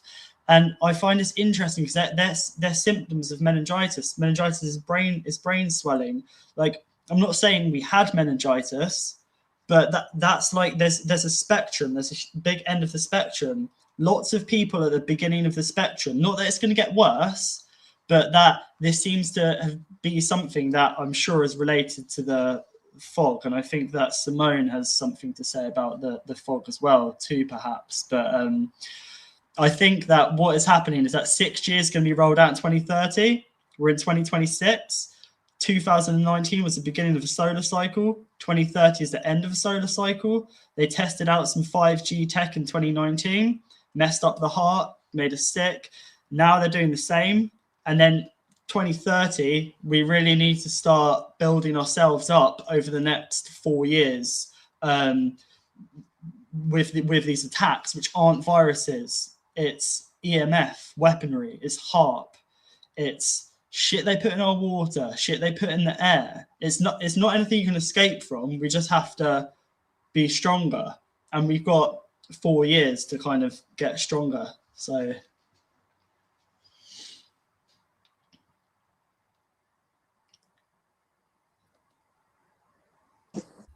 well, welcome. We have somebody that has joined us, and it is Simone. It's lovely to have you here, Simone. Welcome to the show. If we could just so that you know, I always say this to everybody, when we're not talking, if we could keep our mics off, because it can create feedback loops for the audio. And once the audio starts feedbacking, this AI system of StreamYard starts messing with everybody's audio. But it's a total honor to have you here, Simone. Please tell us a little bit about you. And yeah, man, welcome. Oh, I think she jumped out, I think. Maybe she'll come back in. Right, I'm in the show now. Can you hear me now? Fabulous. Yes, absolutely. Welcome. Thank you for inviting me. My name is Simone Plout. I'm a naturopath nutritionist, but my background originally was in medical diagnostics, radiation safety, and health and safety. And I've got qualifications in all those areas. So I bring a very diverse and unusual combination of knowledge and skills to this discussion. The thing that worries me about the current, the Operation Pegasus, the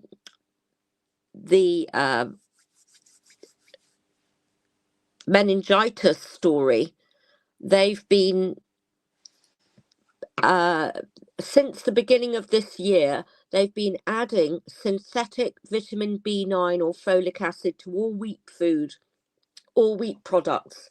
Now, folic acid may sound like a really helpful thing, but it's actually synthetic. Our bodies can't use it very well.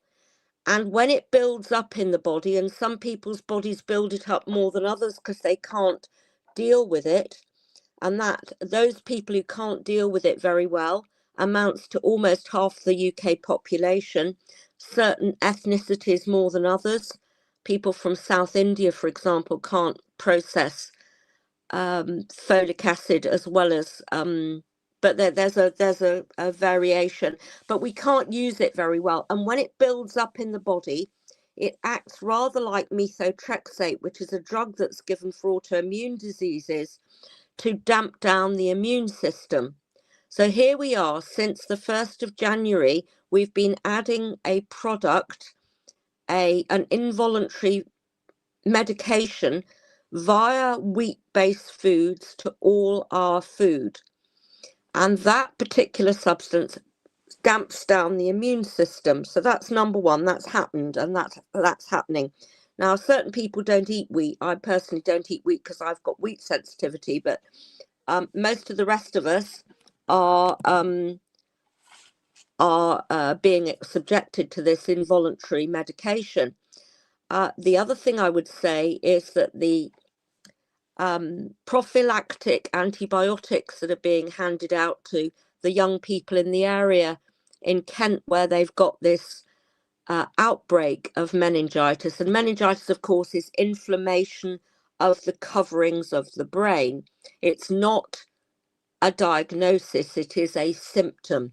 And you can have bacterial meningitis, you can have viral meningitis, you can have chemical meningitis, you can get radiation-induced meningitis. There are many, many ways for this to happen. So it is a symptom. And we're dealing with the electromagnetic radiation that pervades all our lives nowadays, the 5G and the microwave energy that's being used for communications actually can break or down-regulate or even overrule the blood-brain barrier. So if you are being injected with an antibiotic and then your blood-brain barrier is being down-regulated, then that is going to automatically take anything that you've ingested or has got into your bloodstream is going to easily get into your brain. So we're beginning to build a scenario here that is of great concern. So that was the point I wanted to bring to the table and flag up, which was why I contacted Toby while I was listening to the to this live stream, and I felt it was important to add it into the discussion. Ionizing radiation, as we know, interferes with the nucleus of cells, but just as a simplistic version, non-ionizing radiation interferes with membrane function. So it's not as blatant as ionizing radiation, but it will still have an effect. It's more subtle, but it will have an effect. And if you damage the membrane of the cell nucleus, then you're going to be able to allow things that could damage the nucleus into the nucleus. So it is not as blatant, but it will still cause potential for risk of harm to the genetic material in the cell. And that's all I want to say, really. That's very interesting, and I'd like to tap your brain with this. So obviously, we're basically, just to paraphrase what you said, is this: the radiation is going to mess up the cells.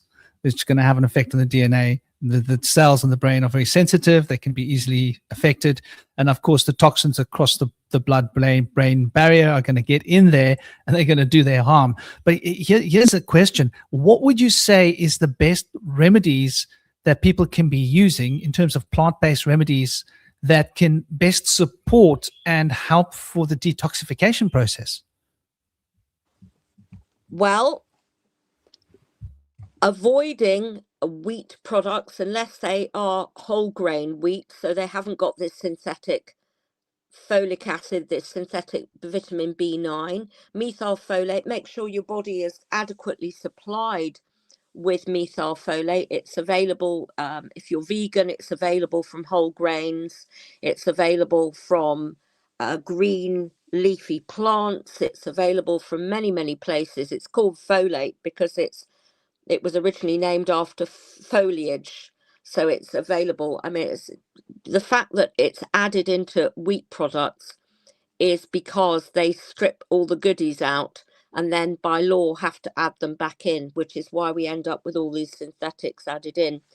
The way we can protect ourselves is eating as healthy a diet as possible, making sure our bodies are fully loaded up with all the goodies like magnesium and selenium and vitamin C and anthocyanins, which you get from real food. We're eating too much junk food and we're not getting the natural things. The other problem we've got, of course, is glyphosate, which is added to many foods. It was originally designed and developed to strip metal salts out of pipework, and it actually pulls the metals out of our bodies. Those metals are needed. We need iron in our blood, red blood cells. We need magnesium for our muscles. We need calcium. We need all of these metals. The key metal in the mitochondria is copper, and that is exquisitely well taken up by glyphosate. So avoiding foods that have got all this stuff in would be a really, really good start. Grow your own as much as you can. Make friends with farmers and buy your food that hasn't been messed about with from farmers. You can amazing what you can grow in a pot on your balcony or on your window box, or even in a yogurt pot in your kitchen. There's lots of things we can grow to supplement our diet, avoiding the chemicals, drinking plenty of clean water so our kidneys are working, avoiding overdoing the alcohol and toxins so your liver functions properly. There's lots of things we can do, filtering your water so you've got clean drinking water. There's lots we can do to alleviate or mitigate these adverse things, and making sure you've got enough vitamin D in your body, getting your kit off and out in the sun when it's possible to get sunshine that will cause UV, the conversion of cholesterol into vitamin D in our skin. But you need plenty of skin exposed to the sun in order to do that. And what are we doing with our children nowadays? Covering them up to avoid them getting sunburn, and they're not getting the vitamin D that they used to. But you can actually get vitamin D from mushrooms. If you put your mushrooms on a sunny window ledge, they'll actually synthesize vitamin D from the sun. So there's lots of ways we can get it. If you're vegan, there are always plant-based options, but for people who eat meat, liver is a great place, and dairy, full-fat dairy is a great place to get your vitamin D. Summer butter is an absolute powerhouse. That's the butter that's the cows have been eating grass and herbs in the summer. It's bright yellow butter. That butter everybody should be stocking up, putting in the freezer and having through the year, because it's absolutely chock full of vitamin D and K and all these goodies. So those are things you could do to mitigate. Yeah, I'll just add to that as well. Iodine is really good for radiation as well. My boys, who are 4 and 7, love seaweed. Oh God, what are they? You get these little packets of seaweed. Your mic's muted, Simone. Nori flakes, nori. It's interesting. When I was researching for a book I was writing on health, I spent 6 weeks in Japan. They hand out sachets of nori, which is the stuff they wrap sushi with. That's handed out everywhere. But that's not just good as a source of iodine, which protects your thyroid from radioactive iodine, but also heavy metals are not absorbed from your diet. So if you eat seaweed with things like fish that's got mercury in it, you won't absorb the mercury. It's there's a jellification that happens in your gut with the seaweed, with the carrageenan in the seaweed, and that actually takes all these heavy metals out. So there's a number of and other fallout atoms. Strontium 90 is a radioactive form of strontium that you get in radioactive fallout. So that one won't be absorbed if you're eating plenty of seaweed. So there's lots of ways to protect ourselves, but many of us are short of iodine. You actually inhale iodine when you walk along the seashore. There's iodine in the air from the seaweed. So people who live by the sea don't tend to suffer with iodine deficiency, but that protects your thyroid gland. So yeah, but your son's very clever, eating seaweed. Very, very wise thing to do. very wise. Yeah. Yeah, you know, it's very interesting when we look at this, like how our diets have been transformed, and I think a large part of the psyop that we've been conditioned with is food, because our food is the first way to get into our brains. And it seems to me that most people are suffering some form of malnutrition and they don't know it. And everybody looks at my boy and they go like, why is like, what's with your boy? He looks like he weighs now. So he's 9 years old and he weighs less than 100 pounds, but not much less than 100 pounds. And it's muscle and it's bone density. And I caught my 9-year-old trying to research how to use Blender. Blender is animation software. He's teaching himself how to animate. You know, these kids, when you give your child proper nutrition, you see them next to other children and the other children look diminutive, right? And I think it's because I've taken a lot of care in making sure that he gets a wide variety of plant-based foods all the time. And he eats a lot of yogurts, full-fat yogurts. And I take him on the mountain and I take off my top and I say, if you want to take off your top, take it off. He takes off his top. We walk in the morning sun for like an hour, getting sun, you know, on our top half of the body, wearing shorts, getting sun on our legs and our top half, and like a good hour of that. So his tan is good. We live by the sea. I encourage him to go and stand in the water. You absorb iodine through the skin, right? If you stand in the sea, like even if you just stand in it for like 10 minutes, you know, you just go put your lower legs in the water for 10 minutes. You probably absorb the iodine hit you need for the day. So, you know, I think like we've been conditioned into this weird world of GMO food, frankenfoods, and obviously the wheat. I think the wheat is a big problem. Like I don't usually buy bread, and lately I've been buying bread. He loves bread, and I try and keep him away from bread because his mother likes to give him sandwiches all the time. And I'm like, I don't mind him having sandwiches if they're laced with lettuce and grated carrot and, you know, sliced tomato and cucumber. And if they're that fat with vegetables, a little layer of cheese, I'm good to go, you know.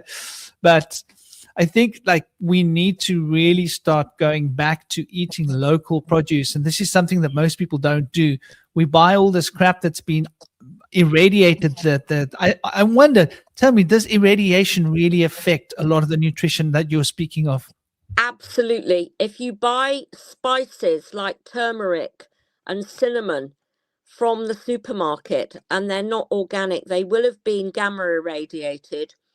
And that actually has a huge impact on the benefits, the health benefits of those spices. They won't have the pharmacological action that the fresh turmeric or the turmeric that's not been irradiated. What happens is that the ionizing, the gamma radiation that's fired at these spices, the moisture in the air will react with the gamma radiation and form hydrogen peroxide, which is very reactive oxygen. So the antioxidant benefits of those spices will have been neutralized before it even gets into the supermarket shelf, because it's been oxidized through that process.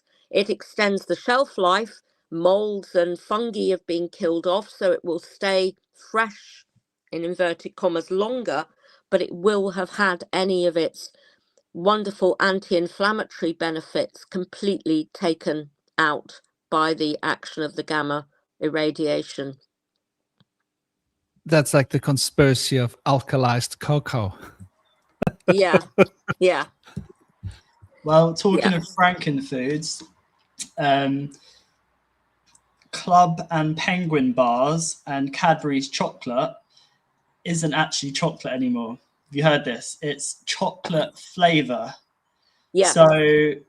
So Penguin bars, Club bars, if you're a parent and you give this to your child as a snack for school, I mean, I don't know why you would anyway, but if you do, thinking, oh, give them a nice little cheap treat of chocolate, it's not. No. It's actually full of rubbish, and like the last ingredient is like 20% cocoa mass. So much so they've had to call it chocolate flavor. It's Yeah, not even yeah. chocolate anymore. It's not legally, it's not Yeah. got the legal minimum that they can call it chocolate. And a lot of the fats they use to replace the cocoa butter, which is a saturated, healthy saturated fat, which does not hydrogenate, it does not go rancid easily, like the unsaturated fats can easily become rancid.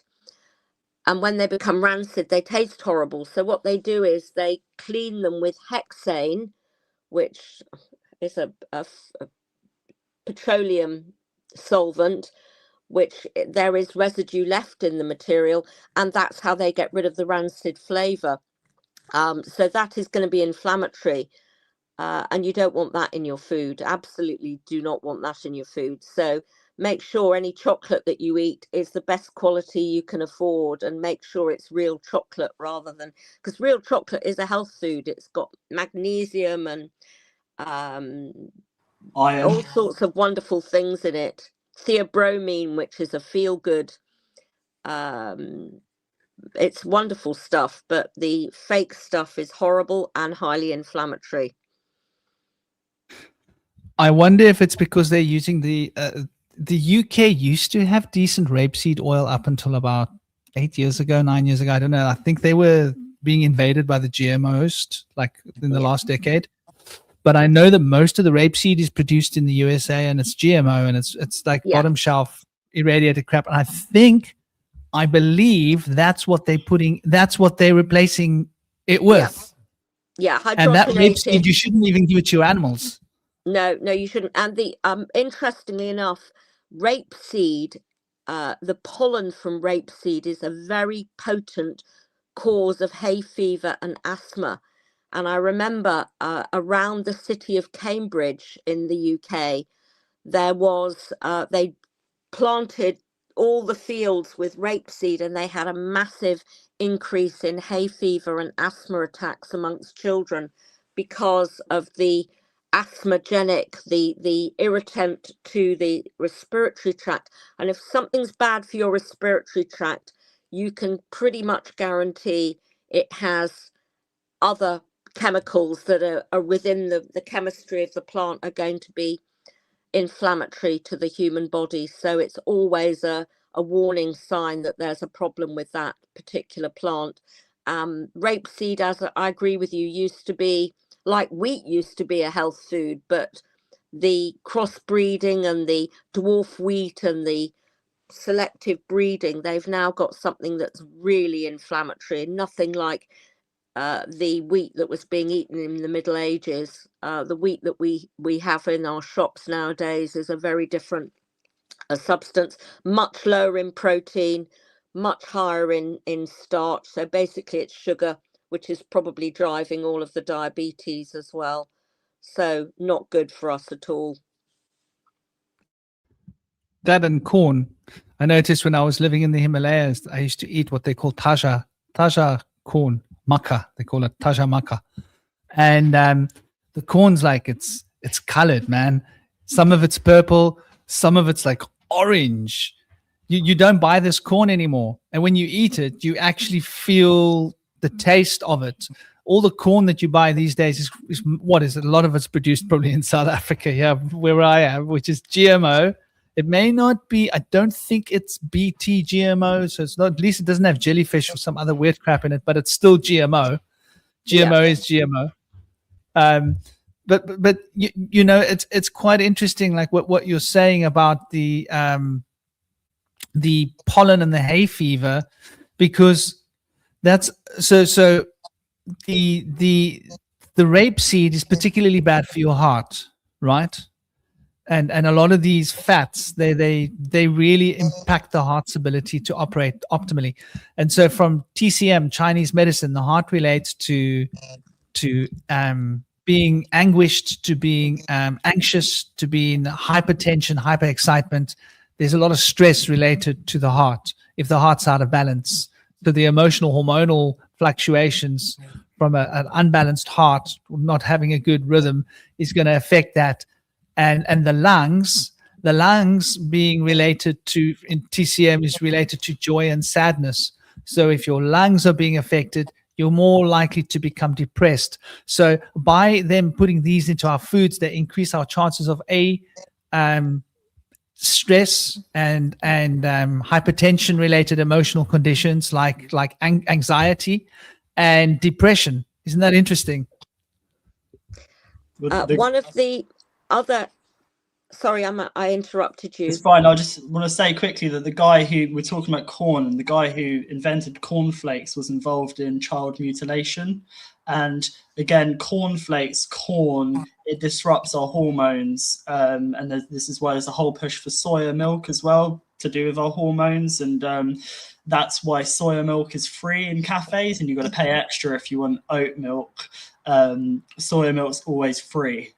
Why is it free? Because it disrupts they probably get some kind of tax break on it. But yeah, anyway, Kellogg's cornflakes, the guy who made it was involved in child mutilation in one way or another.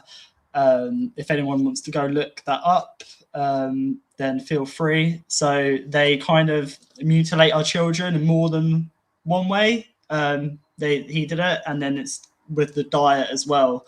And let's be real, Weetabix, cornflakes, it isn't breakfast. Don't give your children that shit. Come on. Absolutely. I'll just add one thing to I was just going to say one thing. The reason it's so cheap is because it's animal produce. It's produced for animal feed. 90% of the soya in the world is produced so cheaply under such bad conditions. It's not actually produced for humans, but somehow they managed to wangle it registration, and so they're giving us animal feed. Yeah. The other thing I would say is that in Japan, they eat fermented soy food. They eat soy sauce. They eat tempeh and natto, which is fermented, and the thyroid gland damaging molecules in the soya are removed by the fermentation process. And unfortunately, eating a lot of soy food is not good for your thyroid gland. It can cause goiter, which is swelling of the thyroid. So it's not a good thing to be having a lot of. I have it very occasionally, or I have it fermented, but occasionally I'll have some tofu. I love the stuff, but I'll only have it very occasionally as a treat. Yeah, fermented food is amazing for you, like kimchi. What are the three keys? Kimchi, kombucha. I'm missing one as well. But yeah, sauerkraut is cheap. Sauerkraut and brilliant. Yes. Oh, and it's so easy to make.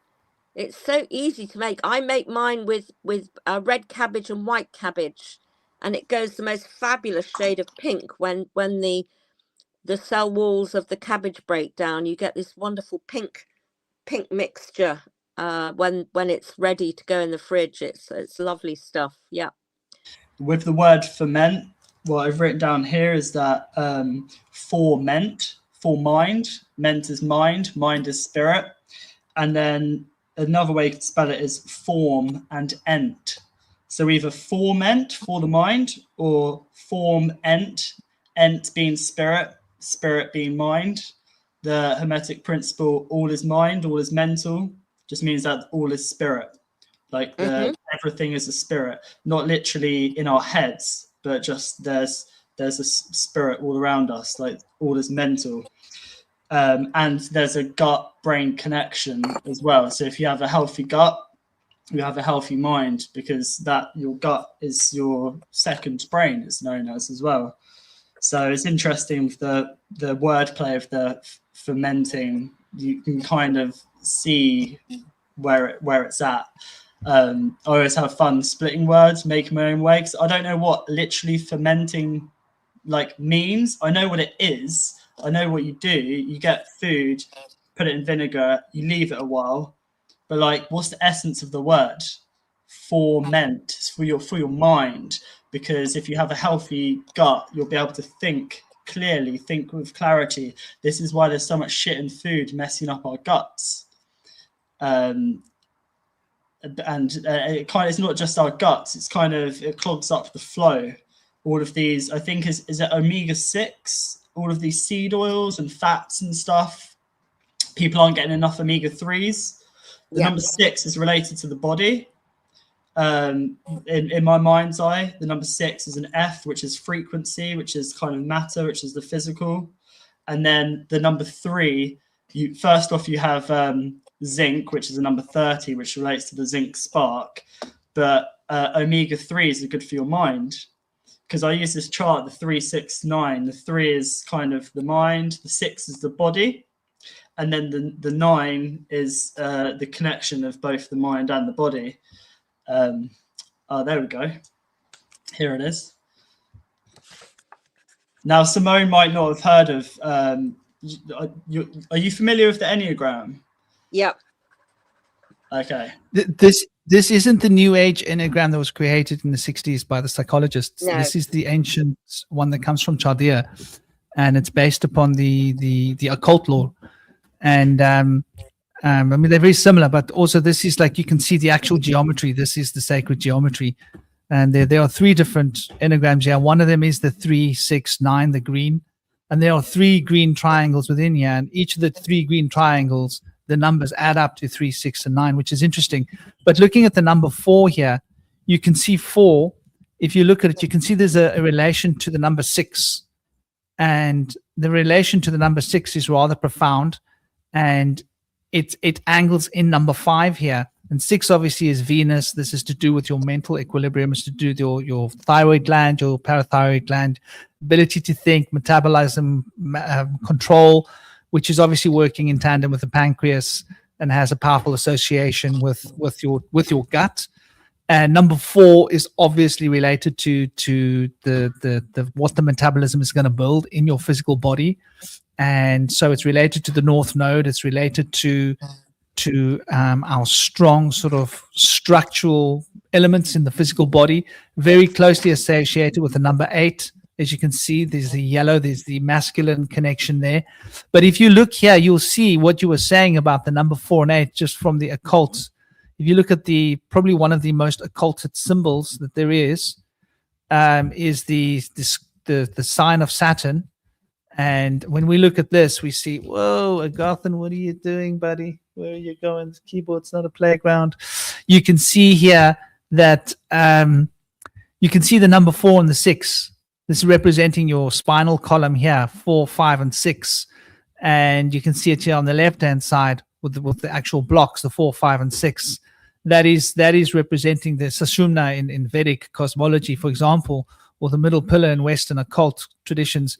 But it actually is rooted in the number 4. So anything that's going to affect 4 is going to destabilize 6. So anything that affects the proverbial elements of your physical substance through your bowels and your guts is going to affect your mind. And so we find that a lot of our mental programs, like, for example, migraines usually start in the gut. And I'm sure as a naturopath, this is something that you've probably, you're used to, right? Migraines always start in the gut, don't they?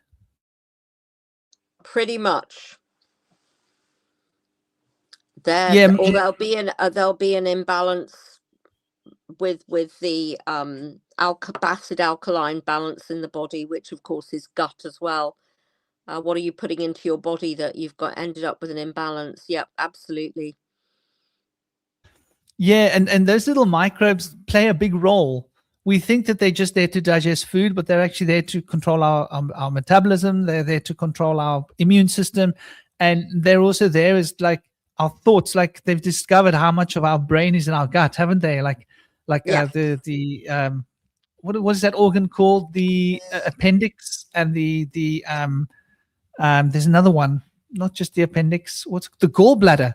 The gallbladder's got a lot of neurology going on in the gallbladder, and we've got so many neurological cells around the solar plexus that, like, we think with our guts, and we've been taught to think that we think with our brains, but actually it's our brains that are like processing the information. It's our gut that does the thinking. Yeah, and of course a lot of our neurotransmitters are actually cooked up by the gut bacteria and then track up the vagus nerve into the brain. So yep, a lot of that goes on as well. It's very interesting to see how these ancient ancient depictions, which are like really from deep occult, which you would consider like a series of magic squares that people, the likes of John Dee, would have used, how they are reflecting this physiology and this basic cosmology and these ideas of how our physical systems work. And I think like this has been occulted, this has been hidden from us. And the reason is like the word snake oil. And I've always repeated this. Like, I lived in India for many years, and they use cobra venom, man. They use snake oil, and it's medicine. But in the West, we're taught to believe that snake oil is fake. No, snake oil is some of the most powerful medicine you will ever get. And so we've demonized snake oil. We've demonized, metaphorically, nature. And now we've got these pharmaceutical corporations that are really just copying nature, putting it in a pill form, and giving us a toxic version of what's already available. And everything that they can give us, we can get in nature, just it tastes a bit better. Yeah. I mean, an example is the Manjaro and Ozempic drug. This is actually the venom of a ghillie monster. So it's it's one of the most lucrative drugs that's ever been launched, and actually it's the venom of a humble creature, which is an interesting point that we're looking at how it's being exploited. I think that's a domestic modern slavery issue, frankly, but anyway, there we go. Did you have something you wanted to say, Shinobi? I've missed the chat for like the last 5 minutes. Okay. So I did hear snake oil pop up. I've been working on a little video messing around in CapCut where you were talking about snake oil in the previous chat, which I've been tinkering with. I'll send that over to you shortly in the next few days. See what you think about it. But yeah, it's very, very interesting with the snake oil. On what you've said before, I haven't heard what you guys have been talking about. All I heard was the word snake oil, but about how it's been weaponized against us, and that how it used to be like a very powerful like medicine for people, and it's been inverted. And it's like the phrase pharmakia as well. People think that is negative. I mean, it is now, of how they've kind of weaponized it. Obviously, we had the burning of the witches and the medicine people, and like where we're at now is because Esme's training to be a homeopath, and as far as I see it, homeopathy is like the feminine pillar, and the our modern kind of pharmakia, the scientism, the jibby jabbies, is like the masculine phallus. And it's like with homeopathy, it's the homeopath. It's the way our body helps kind of remember what it is to be healthy, and it uses the circle, the sphere. It uses wisdom, Sophia, and then the jabs is the masculine phallus, which puts things in your body. It's like this kind of war on health, you know, get this vaccine to fight the battle against these viruses. So it's a very, very interesting there, because the homeopathy was kind of demonized. It was the Flexner report, if anyone wants to go check that out, to make way for the kind of modern pharmaceutical industry. I think it was in the 1900s, the beginning of the 1900s, around then, when there was a big shift in the way that we kind of view health and medicine and healing. You know, they used to put people up on the roofs of hospitals in the sun to heal from the flu or fever, because that's all you need. You need rest and the sun. Now they keep fresh air. Exactly. So, and now they kind of keep us chugging along, like they want us like staying in 9-to-5 jobs. So rather than people just resting and like, for a good example, actually, I think our clocks went forward the other day by an hour. I can't remember what the term is, daylight saving. Now that is going to make people ill or unwell because it disrupts our natural rhythms. And instead of people at certain times of the year resting or like following the cycles of the sun, waking up with the sun, going home when it becomes dark, resting, we're now surrounded by all of this blue light, this false light that people are following in technology. So there's this 9 to 5 rhythm that is constant. And people aren't getting enough daylight, and when they're sick, they just get jabs, or they take pharmaceuticals, just chugging along. I kind of view it as the car in ancient Egypt. The vital essence or life force is our driving force, our spirit. Now, what's happening to our car is it's being filled full of petroleum, like we fill our cars full of petrol. Now, a car filled with petrol is only going to go a certain distance. If you add hydrogen to that, I've heard with hydrogen engines, they can go a hell of a lot further, a hell of a lot faster. Now, hydrogen make things lighter. It's one of the lightest element after the ether. Now, with pumping people full of petroleum or lead, it's going to make people feel sluggish. So your car, your spirit, or your life force isn't going to be able to travel so far. So I just find that interesting with the spellings there of the car that we drive and our actual car that we use to drive us through this realm, like our spirit. So yeah,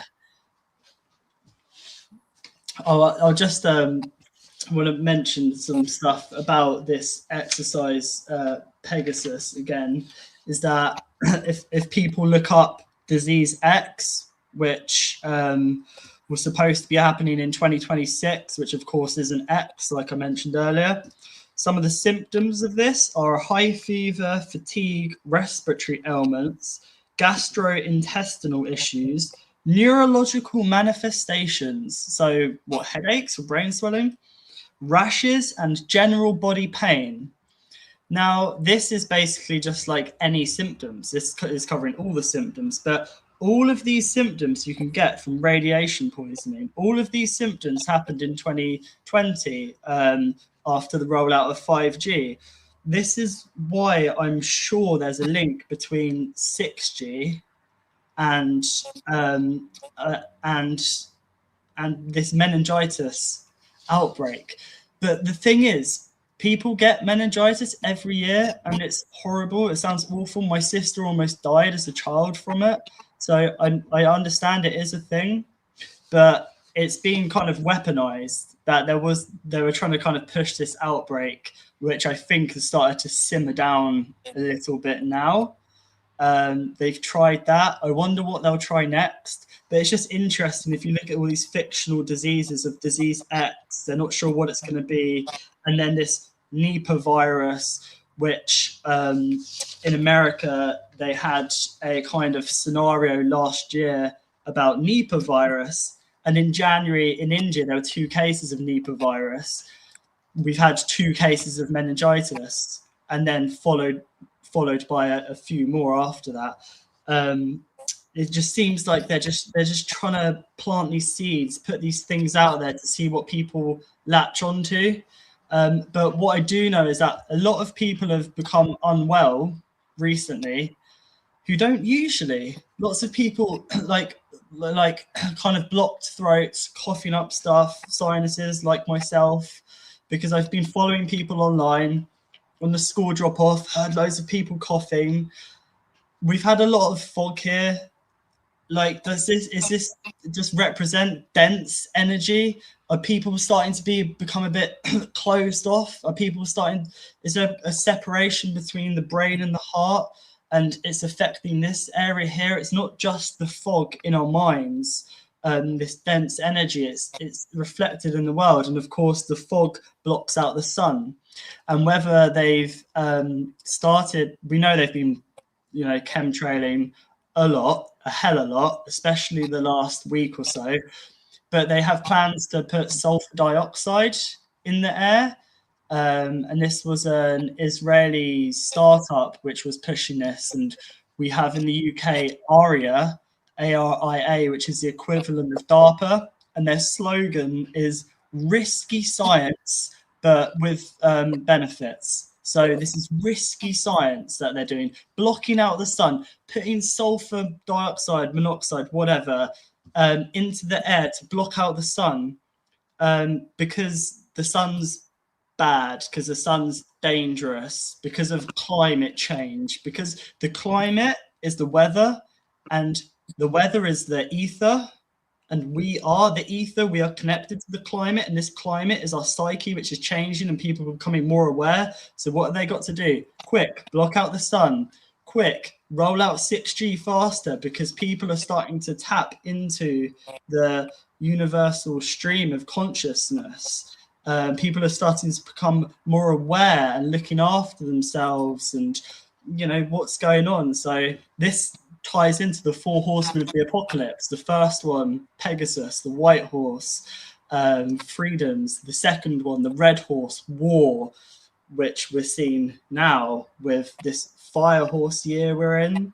We're now in Aries season, you know, and obviously this year there was going to be war escalated. Of course there was, and it is, and it has been. So yeah, lots going on. I would just add to what's just been said about the fog can be used to deliver bacterial bioweaponry into the air.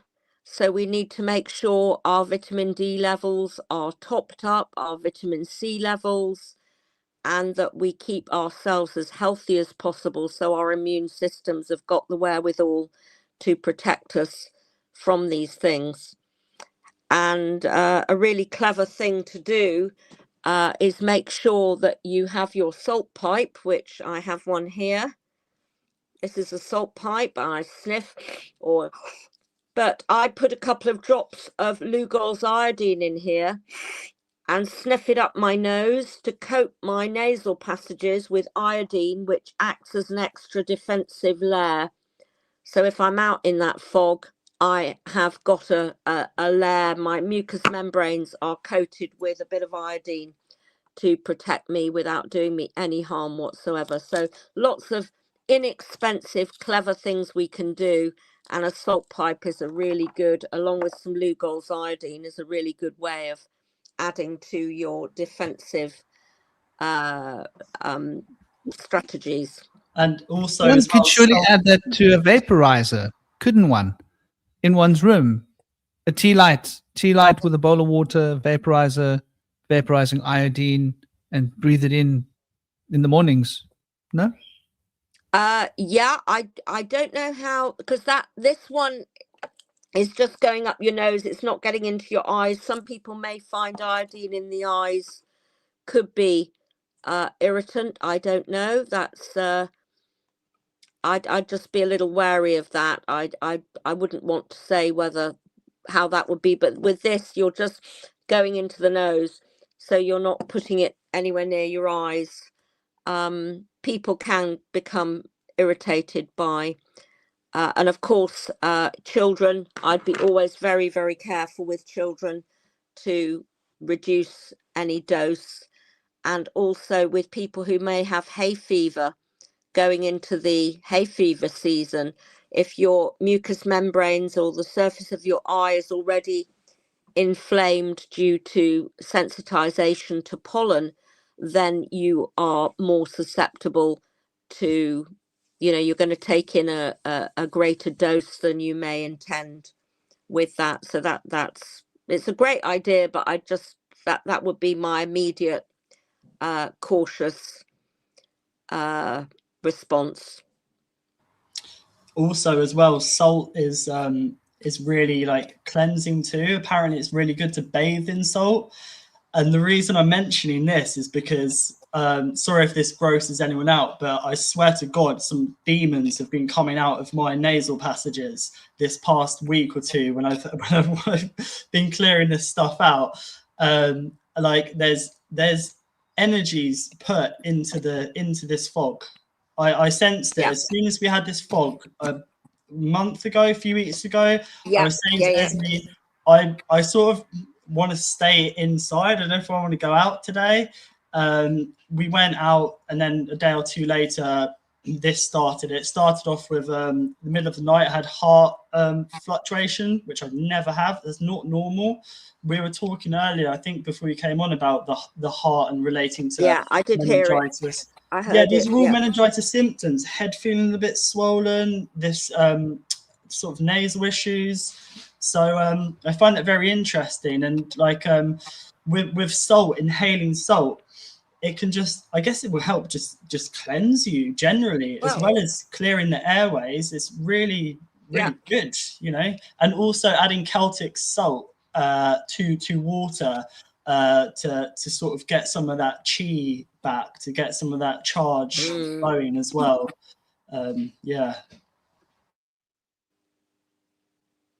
Absolutely. I just want to make a quick plug. This is the vitamin D I use. It's important when you take vitamin D to have it with K2. Always. D3 and K2. Always. Yeah, people might not know that. This stuff's called Phoenix Nutrition that we get. Vitamin D3 and K2 need to be mixed together, because you have some vitamin D mixed with K1 or some just D on its own. You need to go somewhere sunny, brother.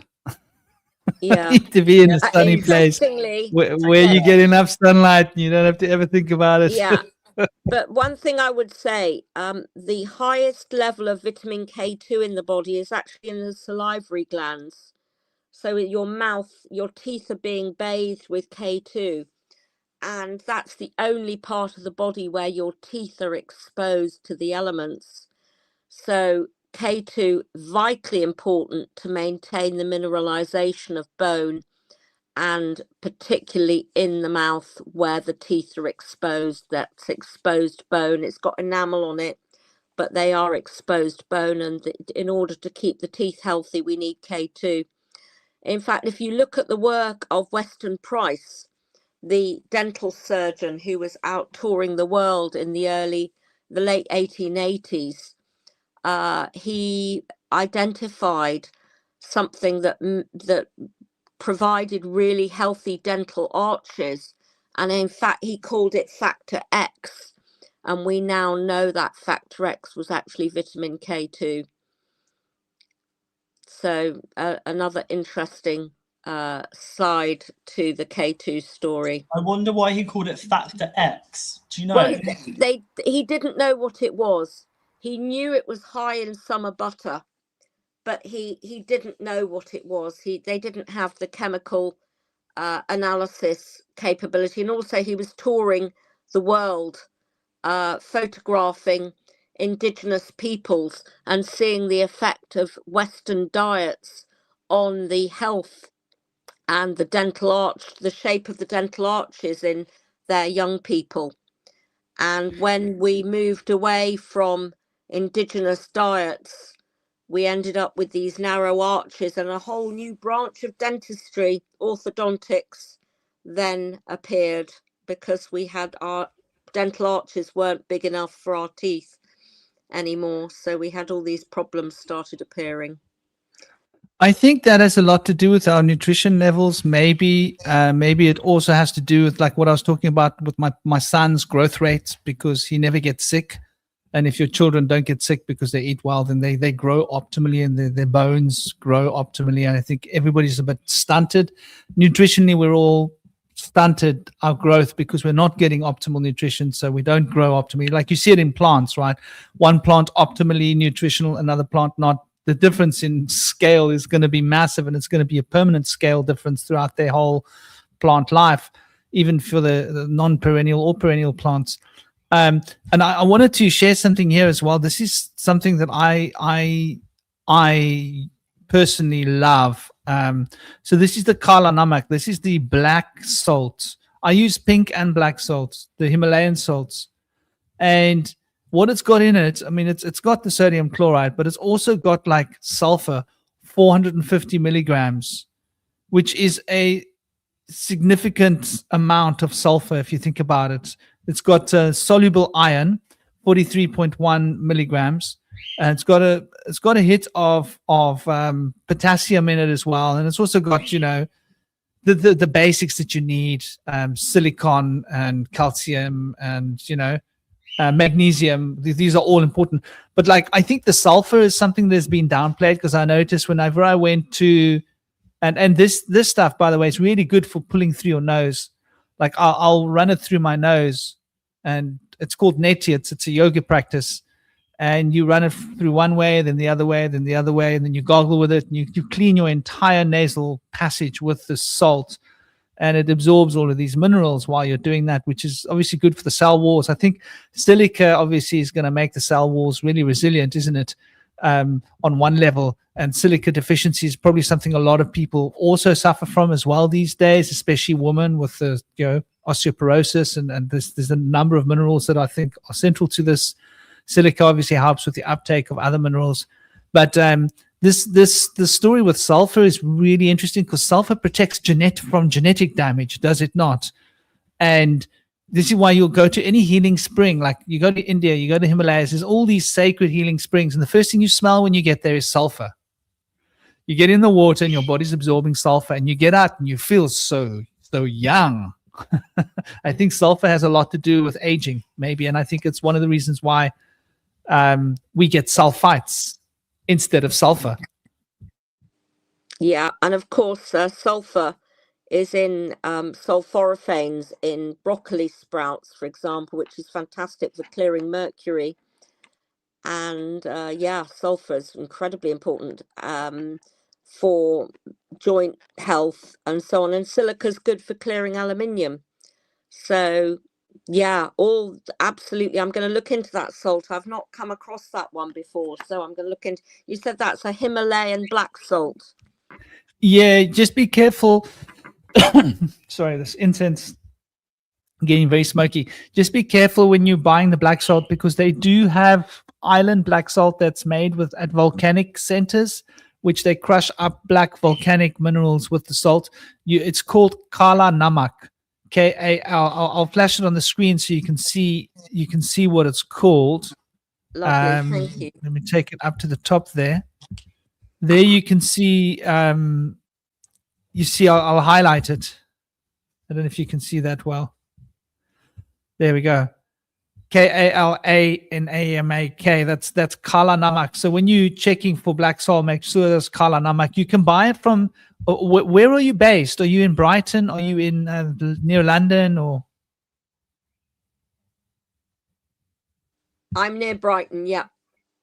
So okay, I don't know how many of the places you'll get it there, but I know that the next time you go to London, because you probably go to London once in a while, don't you? Like you're just down the drag. Next time you go to London, if you go to like North London area, there's all those little Indian shops, yeah, like Kingsbury, Queensbury, all those like places.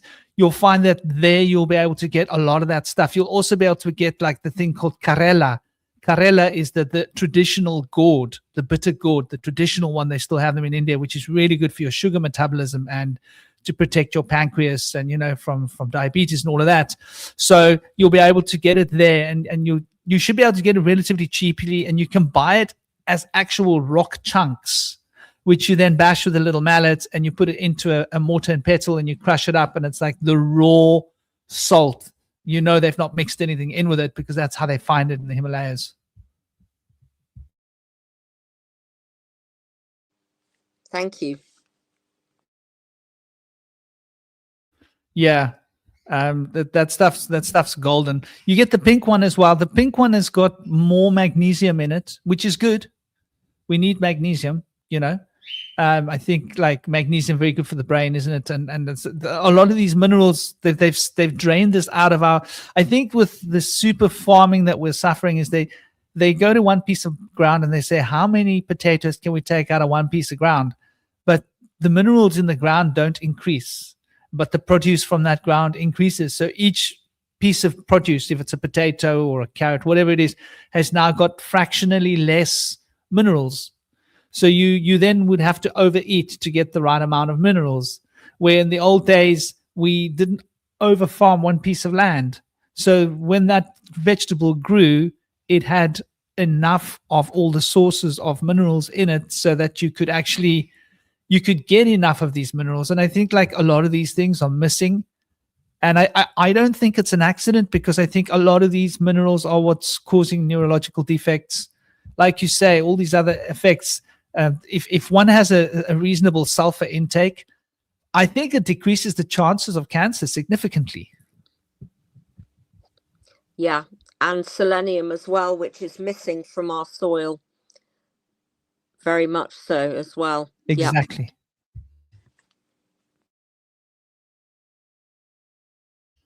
One of the things I do is I collect seaweed from the beach and I put it into my compost heap, so that I'm making compost that's got lots of minerals in from the sea. And I grow giant tomatoes. They're fabulous and very delicious. Yeah. I actually was thinking about starting a business here in Cape Town, because we have so much seaweed that washes up here. And I'm at a nature reserve, so the seaweed is clean, because they're not allowed to dump. And there's not much. It's all controlled around this area. So it's relatively pristine. And, I was thinking about getting large vats and making fertilizer juice, because you can make a fertilizer juice out of seaweed, right? You can ferment it and collect the liquid, and then you can dilute that liquid to the correct strength, and you can sell it, and people just pour it, they mix it into their water supply, or they pour it over their gardens. When they water their gardens, just sprinkle some of this over and then water it in. And like you say, there's so much powerful nutrients that we get. And I think it's one of the problems is that we're not growing our own food, because when you grow your own plants, you take care in them. Like you'll make teas for your plants. For example, do you make teas out of worm castings and what have you? And you add that, and you literally watch the way it changes the way things will grow.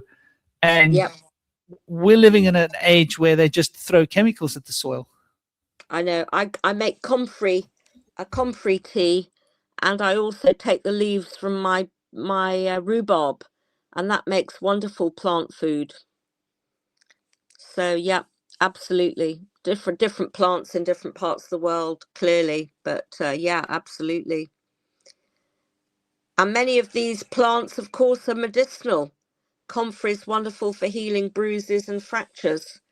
So it's good for the plants and good for us as well. What is the root that's very, very common?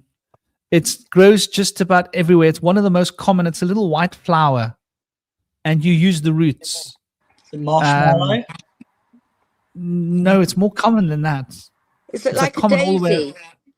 It does look like a daisy. Yeah, because homeopathically, that's Bellis perennis. That's the Latin name for it. And that daisy is used for low backache, coccyx pain. That's a wonderful remedy homeopathically. Yeah, there's so many things that we've got in our gardens that we don't use. The one that I'm thinking about I think it's related to the daisy. Dandelion. Dandelion. That's a yellow flower. Dandelion root. Yeah, it's a yellow flower. Maybe it's white flower in South Africa. It may be a different variation on the plant, because you get different plants in or different varieties. I think we have white ones and yellow ones in different range of color. But those dandelion, they are related to the daisies, aren't they? Like, or are they not? They get along. That I can't answer. I don't know that answer to that particular. Yeah. No, I was just thinking about the flowers. The little dandelion flowers, and especially the scent. Like dandelion, I was wondering. I remember during COVID, people were saying that making dandelion root tea is probably one of the most powerful, cheap, accessible things that everybody should have access to, probably in their gardens or in the local field. to be able to make a solution that will actually help to protect the blood-brain barrier and reduce what would you think? Would dandelion be a very powerful agent for this? And also, I've heard very powerful for helping reduce the risks of cancer. Well, it's a most wonderful liver tonic, liver support. So I have dandelion coffee every morning. Wonderful, wonderful stuff for supporting the liver. And anything that supports the liver is going to detoxify the body more quickly. So that would be my take on it. But it may be there's other benefits that I'm missing here. It may be there are other things. I don't know everything. But it would definitely be a good thing to have to help with the detoxification pathways. Because if they're working, then everything else is going to work well. Here's another question, thinking about all of these Pegasus missions that they have, which is like so much of it is medical research. I wonder, and since we've got you here, we can pick your brain. The idea that cancer may be really not what we think it is, that it may just be accumulation of toxins that our body's reacting to. What would your thoughts be on that? Well, the way that some of the wonderful natural treatments for cancer that have been used through the ages, with juicing of vegetables and coffee enemas, which helps the liver clear toxin through the liver more readily, and flooding the body with minerals and plant-based healing food and high vitamin intake through the plants. That suggests, if that works so well, that suggests that we're talking about the body detoxifying. And so if you've got a build-up of toxin, then and the body can't clear it, then it's going to hold it up somewhere in a form of membrane or a capsule around it, because it can't clear it. So that makes sense to me. And then we've got the parasite links as well, which are increasingly becoming more widely known and recognized. So there's a lot more to the disease which we call cancer, but which is actually many, many different health derangements of healthy metabolism. I mean, I know that cancer cells tend to need sugar. They don't do well on a ketogenic diet. So that's another way that we know these are cells which are metabolically not functioning very well and are having to rely on sugar for their energy source, rather than having the metabolic resilience and flexibility that normal cells have. So it's not a straightforward, I'm not giving you a straightforward answer, but I don't think it's a straightforward issue. I think it's a multiplicity of disease processes, and you can have many different types of what we call cancer in different systems and parts of the body, depending on what's going wrong metabolically. So I hope that's a satisfactory response, but it's not one, there's not one thing going on, it's multiple issues.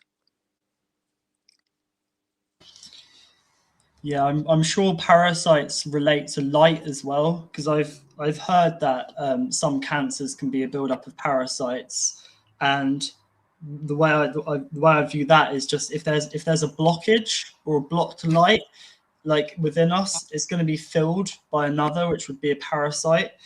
And what's interesting is that we have parasites on the earth as well. We call them the elite, those in power, who are actually trying to block our light, which is the sun, which is funny. Yeah. So we have parasites within, parasites without. And I strongly believe it's to do with blocking light, because when there's something that we're not observed or tapping into, or our potential, if there's like blocked chakras or vortexes, that space is going to be filled by another if we're avoiding it, if we're blocked it, and if we're blocking it rather. that space is going to get filled. And I like that ties into light with the parasites kind of being a build-up of things we're not observing or tapped into. That I do believe that light can in turn heal parasites and get rid of the parasite, much like the parasites on the earth, which are in power. When we observe their plans, when we shine our light, that this shadow that's leaked into this realm, this parasite, will dissolve and go, like as within, so without. When we observe what is within us, when we start tapping into our subconscious, when we start healing these this trauma or wounds, this kind of space, this darkness which we've been taught to avoid and not look into, when we start shining light on these spaces of ourself rather than avoidance, rather than going into, using intuition, tapping into what we are, rather than avoiding, because people have voids in themselves which they fill with alcohol, they fill with crap, sugary food, they fill with all sorts of things. But when we start tapping in, looking into, shining the light, we'll feel less heavy and become a bit lighter. And it's the same with the elite in the world as well, all the horrendous stuff they're doing. When this stuff is revealed, as it is being revealed, it's kind of the darkness emerging, and kind of as more light is shed on that, this parasite will go. So yeah, I think that's very interesting. It's like as within, so without. Absolutely. I'm going to have to disappear because I've got another appointment, but thank you for inviting me onto the show. It's been such a joy to join you, and I hope I've been able to contribute something of value, and great work that you're doing. Thanks for joining us today, Simone. You must come back. People in the chat have been saying, can Simone come back another time? So yeah, you're welcome to come back and join us another time for a conversation. And thank you for your input today and what you shared. A great pleasure. Thank you. For the amazing work you're both doing. It's really increasing the light on this beautiful planet of ours is so important. So thank you both for what you're doing. Thank you, dear Simone. It's been an honor having you. Sorry, I had to step out and deal with my little boy. Make him yogurt and fruit. Well, I promised him I'd make him that you're such a hands-on dad. That's so lovely. That's great. I think I feel really honored. My boy does school from home and he's doing a British curriculum, so it's done through Zoom. So I get to spend a lot of time with him. It's difficult, but it's great. Big love, blessings. I remember Thank you. The young woman who did best when I was at secondary school, the young woman who got the best results when we were 16, she played truant for most of the last year of our schooling. She was studying at home under her own steam and did exceptionally well. And I've never forgotten that. That was a very interesting observation. Anyway, thanks again. Bye.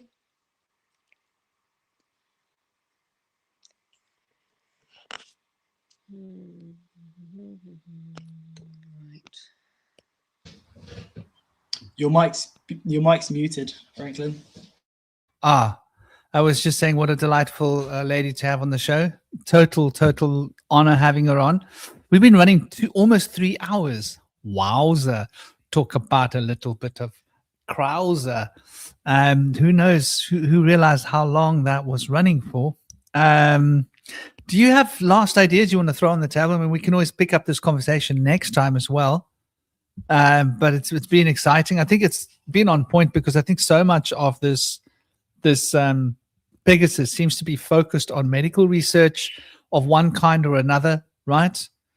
And interesting that a big part of it is like got to do with cyber warfare and information and psychological testing as well, like testing how we can get people to report on each other, which is interesting. It makes me think of 1984. It's the Orwellian story of George Orwell's 1984 book, a story that everybody should look at. Don't read it before you go to sleep, though, people, because it's It's not light reading. But what do you think? Do you have any last things you want to throw on the table, dear brother? Yeah, I have a few last things to share. So one is that so this Pegasus exercise Pegasus mentioned meningitis. And it was between July and September of last year, and now there's been meningitis cases rolled out in the UK. What's interesting is that Pegasus represents wisdom and freedom, and at Kent University, they were looking into 6G, and the project was called Wisdom. So there you have a little subtle link to exercise Pegasus and meningitis. The first cases appearing in club chemistry in Canterbury and Kent. Kent and 6G isn't mentioned anywhere in the media. It stayed under the radar. If you look into it, they were like one of the first places to do it. There was Professor Stephen Gale, who was the key figure. So in the field of antennas and propagation, Professor Gale was the only UK academic in the International 6G Expert Group, which consists of leading experts in 6G related technologies worldwide. He was the only one, and he was at the university in Kent. He left Kent in 2022. If you look online, it's very difficult to find any correlations between Kent and 6G because it's been kept out of the public eye. And you've got to wonder why. Why is it being kept out of the public? It's like they might have known that this thing would pop up in Kent. People would probably make the correlations of 6G, of this illness, brain swelling, rashes, people becoming unwell and stuff, which is what you get from radiation poisoning. So there's lots of interesting threads. I'm very disorganized just because it's hard to keep up with all of these threads. So I'm going to attempt to make a video, like a breakdown on exercise Pegasus, how it relates to this national blueprint for biodefense scenario they did in America, all the dates, how they link in, you know, like just try and get to the essence of what things are. Just going to throw out some streams of awareness for people to look into, because there's lots of threads which all connect, which are very, very interesting. So I've been collecting lots of images to share, like statistics, graphs and stuff. So I'm going to make a video and, you know, have a good old rant about this, what it kind of represents, while sharing things. What I always try to do is I try to keep it short, but I lose track of time because it's quite difficult to just hone in on one thing because it's all connected. So I go off on a stream, my light goes off on a stream, and then I try to orientate myself and bring it back to the topic at hand. And it's with all of this stuff, exercise Pegasus, it can't be spoken about in an hour. I know we've spoken about 3 hours chat today. We've kind of talked about it a little bit, but there's so many threads which I want people to see, and how COVID, Nipah virus, exercise Pegasus are all connected. So this week I'm going to do that, make another video, share some nice visuals for people to look at. And yeah, crazy times we're in.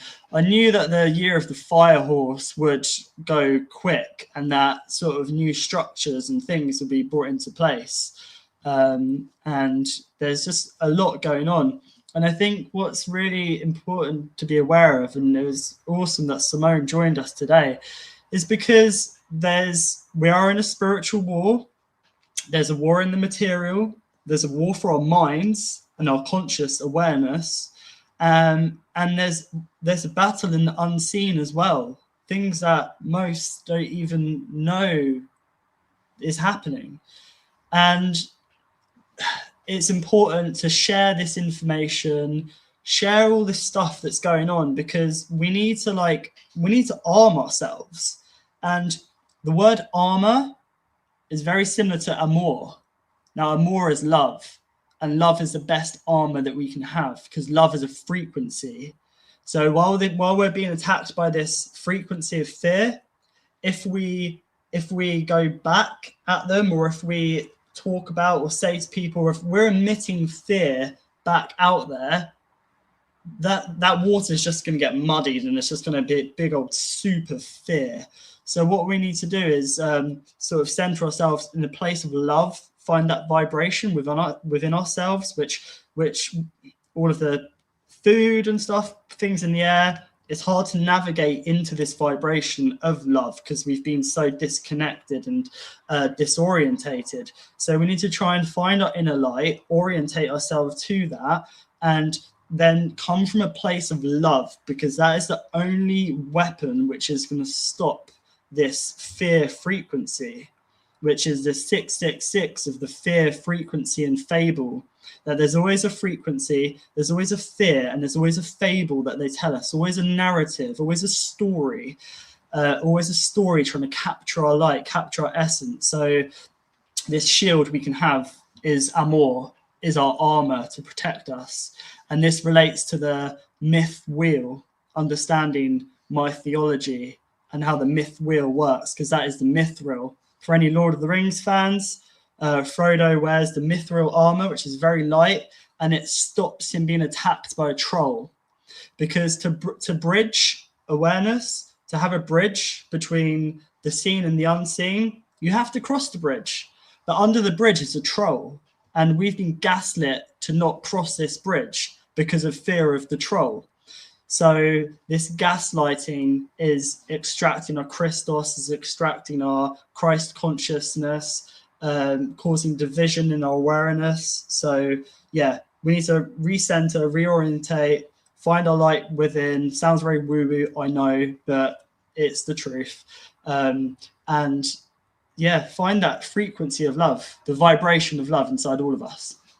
Much love to everybody in the chat as usual, and yourself, Franklin, and Simone. Yeah, brother. Yeah, brother, totally, man. And I think just a short response. Oh, Carly was asking a question, and let me flash it up here about the US. Now, as far as I know, in the US, the big stories in the US have been to do with the data centers, central in the US story. So the Pegasus project investigation, that has got to do with, I think, like 500,000 people's phones being hacked. So it's got to do with spyware. The Amnesty International is also connected. This is very, very much connected to the US with their relation to the Zionist regime, with the relation to the socio-economic powerhouse which powers and supports the Zionist regime, all those huge super corporations. Most of the other things you're going to find, yeah, the Pegasus project is outlined in The Guardian as well. The Guardian is, generally speaking, one of the better newspapers around. Not that I approve of newspapers, but we've worked with the Guardian people before. So this is, once again, this focus on this Israeli. Probably the Guardian is probably the better thing to read regarding that information. If you want to look at like what the mainstream is having to say, because it's always useful to look at what the mainstream is saying and then backward engineer from that point. But yeah, so essentially the US Pegasus does relate to more of this. And then again, of course, there's the Pegasus project, which is an old project, dear Carly, which has got to do with children being used to create supernatural spies and develop extrasensory perception and learn to manipulate the time and space field to be able to jump into other realities and see the future and gain insights between the future and the past.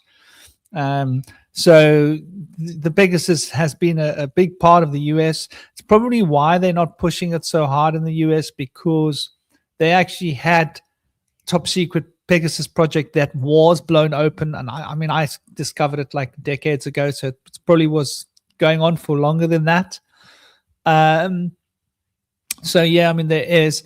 And getting back to what you were saying a moment ago, Shinobi, I think the only solution is to be in a place of original thought. So we need to protect our guts. We need to protect the biome in our gut, because that way we will have stable mind. And when we have stable mind with a healthy gut biome, we will, as well as having a healthy immune system response to our external toxins and stimuli that they're trying to get us with, we would also have a good psychological immune system and response rate to the psychological attacks that we're being hit with from the media and all of these other agents, that they use, some of them being subliminal, some of them being liminal, as well as the neurolinguistics and the reshaping of the language and much of the occulted imagery that we're being subjected to.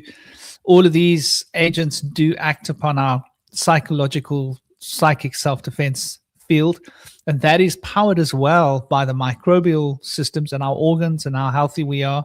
So that's a key. And obviously maintaining a sense of equilibrium means not being very careful. And I want to point this out. There are a lot of researchers out there, and I've watched this happen. Rest in peace, someone I know. She's not alive anymore because she got too deeply involved in occult conspiracy theory information, right? And there are conspiracies, there are darkness, there are dark things happening, but we cannot allow ourselves to get obsessed with it. So you need to be balanced, and you need to be in a state of harmony. What research you do with regards to what's going on in the world needs to be balanced with something else. So if you're researching that, then you need to research health. Research what you can do to improve your health. Research how you can improve your diet. Research how you can improve your psychological well-being. And then research something that's a hobby, something that you can practice, psychological tools, spiritual practices, mental practices, arts and crafts. You need to be balanced. And there are so many of these so-called truthers out there that are psychologically, mentally ill. Many people. You'll notice that within the community, oh, and by the way, you need to guard your psyche, right? So when you hear podcasters, for example, and they are ragging about a certain group of people that live in Israel, a religious group, and they're just spreading hate about those people, or spreading hate about black skin color people, or spreading hate about Chinese looking people, whatever, that is a psychological attack on your psyche. So garbage in, garbage out. That's the rule for computer systems. If our brains allow garbage in, it will stick in the back of our minds. If you watch racist content, you're more than likely going to become a racist on some level, because you'll start empathizing with that. So you got to be very clear in what you tolerate, clear in what you subject yourself to. If there are people that are just overtly against the Jewish people, and I want to point something out here. Compassion is the key. Love is the key. We are stronger together than what we are separate. So we want to become integrated. We want to be in a state of unity. We do not want to be disassociated from each other. And disassociation is hatred. So what we need is compassion and love. And that is the most powerful force in the universe. And how we attain that is by understanding and having wisdom. So, for example, people don't realize this, but there were protests in Israel last year. I think it was September. Was it September? Something like that. And there were 10% of the entire Israeli population took to the streets. Now, when you break that down, between the ages of 18 and 50, that's 1 out of 4 people. I want you to just imagine 1 out of 4 people going to walk on the streets of adults, right? 18 to 50. Those are your general population of activists. So think about that for a moment, right? How many Jewish people are living in Israel and they are unhappy with the Zionist regime, but there's nothing they can do about it because that regime is like, it's like Mussolini, man. I lived in Israel for a while. I can tell you now that that government doesn't mess around. Protesters are not tolerated easily. You've got to be really careful. You can tangle the wrong way with the police or the IDF. You can get yourself into a lot of trouble. You can get your family into a lot of trouble. And basically, it's not a safe place to protest.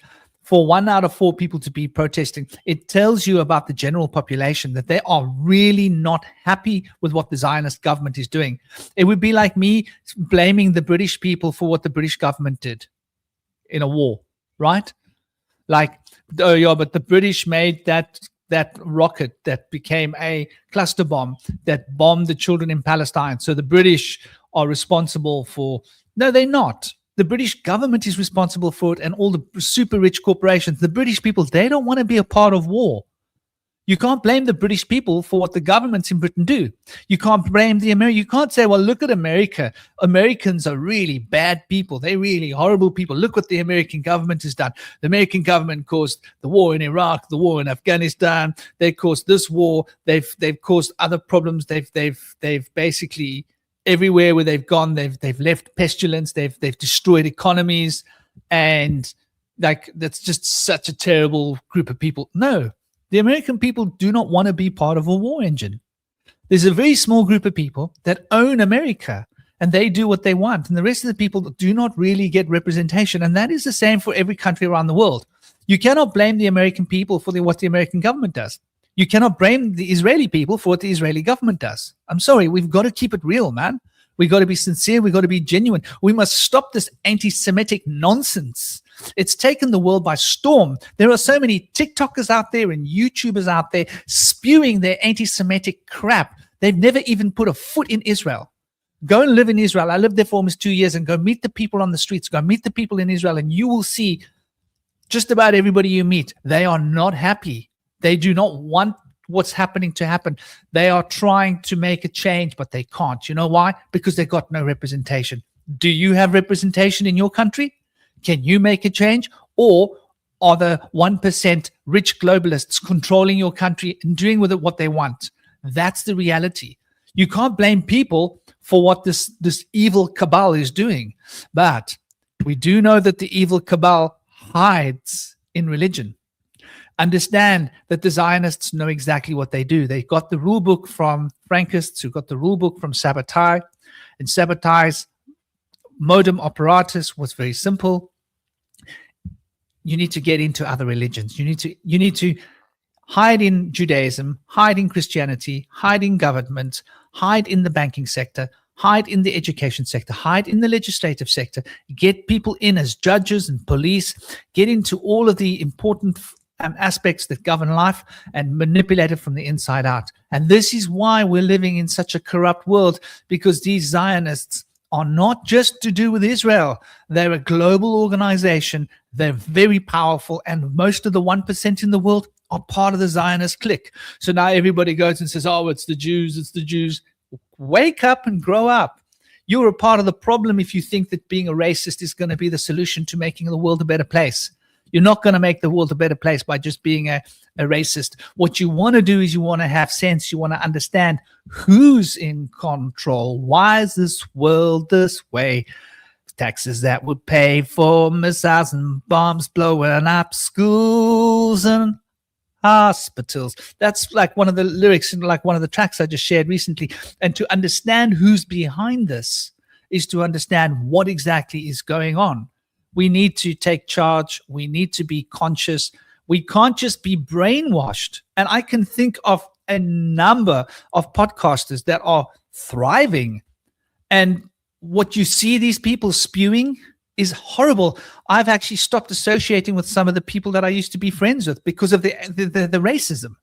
And I think a lot of people are fake. They can pretend not to be racist. They can pretend not to be this. They can pretend not to be that. But the moment they get a chance to show their true proclivities, it comes out. The moment they feel justified, well, finally, I've got a reason to publicly hate those people. I've always hated them. Now I can do it publicly. Watch out for those people. Watch out. They are toxic. They are a part of the problem. They are part of the counterintelligence movement. They are part of the psyops that is controlling us, that is putting us into this dilemma that we're in. We need to step out of this cesspit. We need to step into a place of love, compassion, harmony, peace, forgiveness. However, we need to hold the actual culprits responsible. We can't let them decide.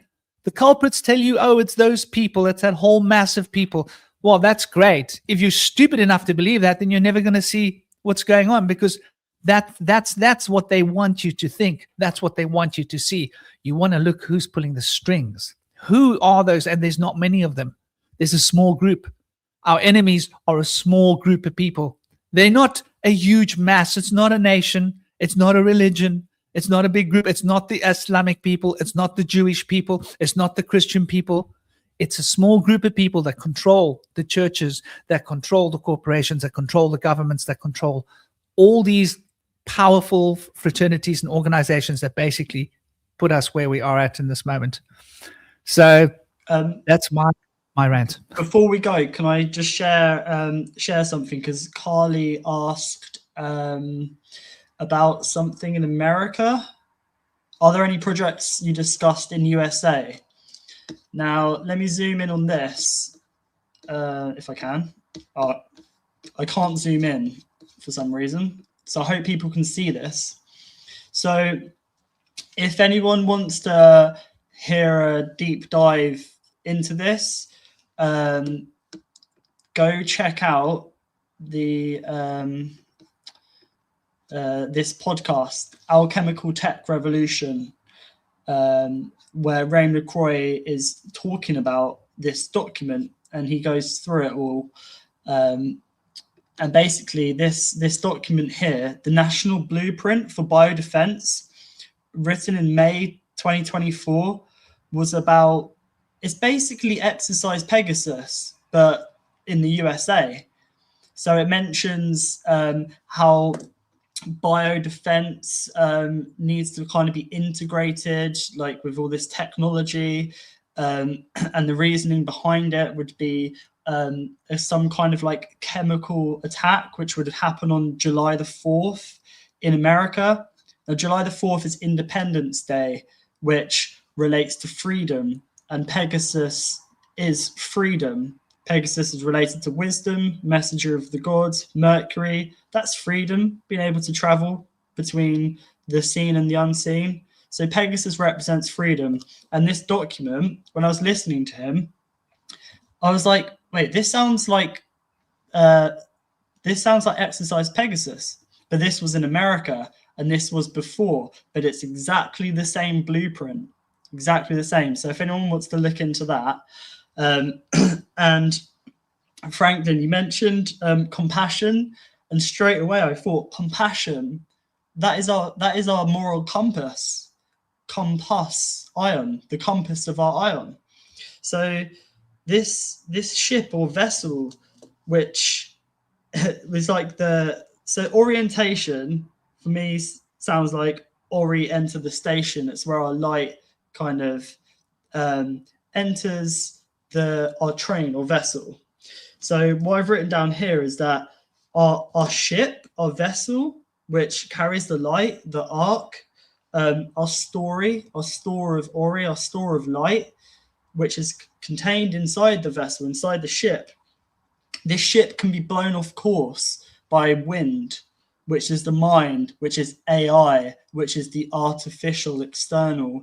And lots of people's ships or vessels are blown off course. Some people say rabbit holes when they look into conspiracies. I prefer to use waterways because water carries information.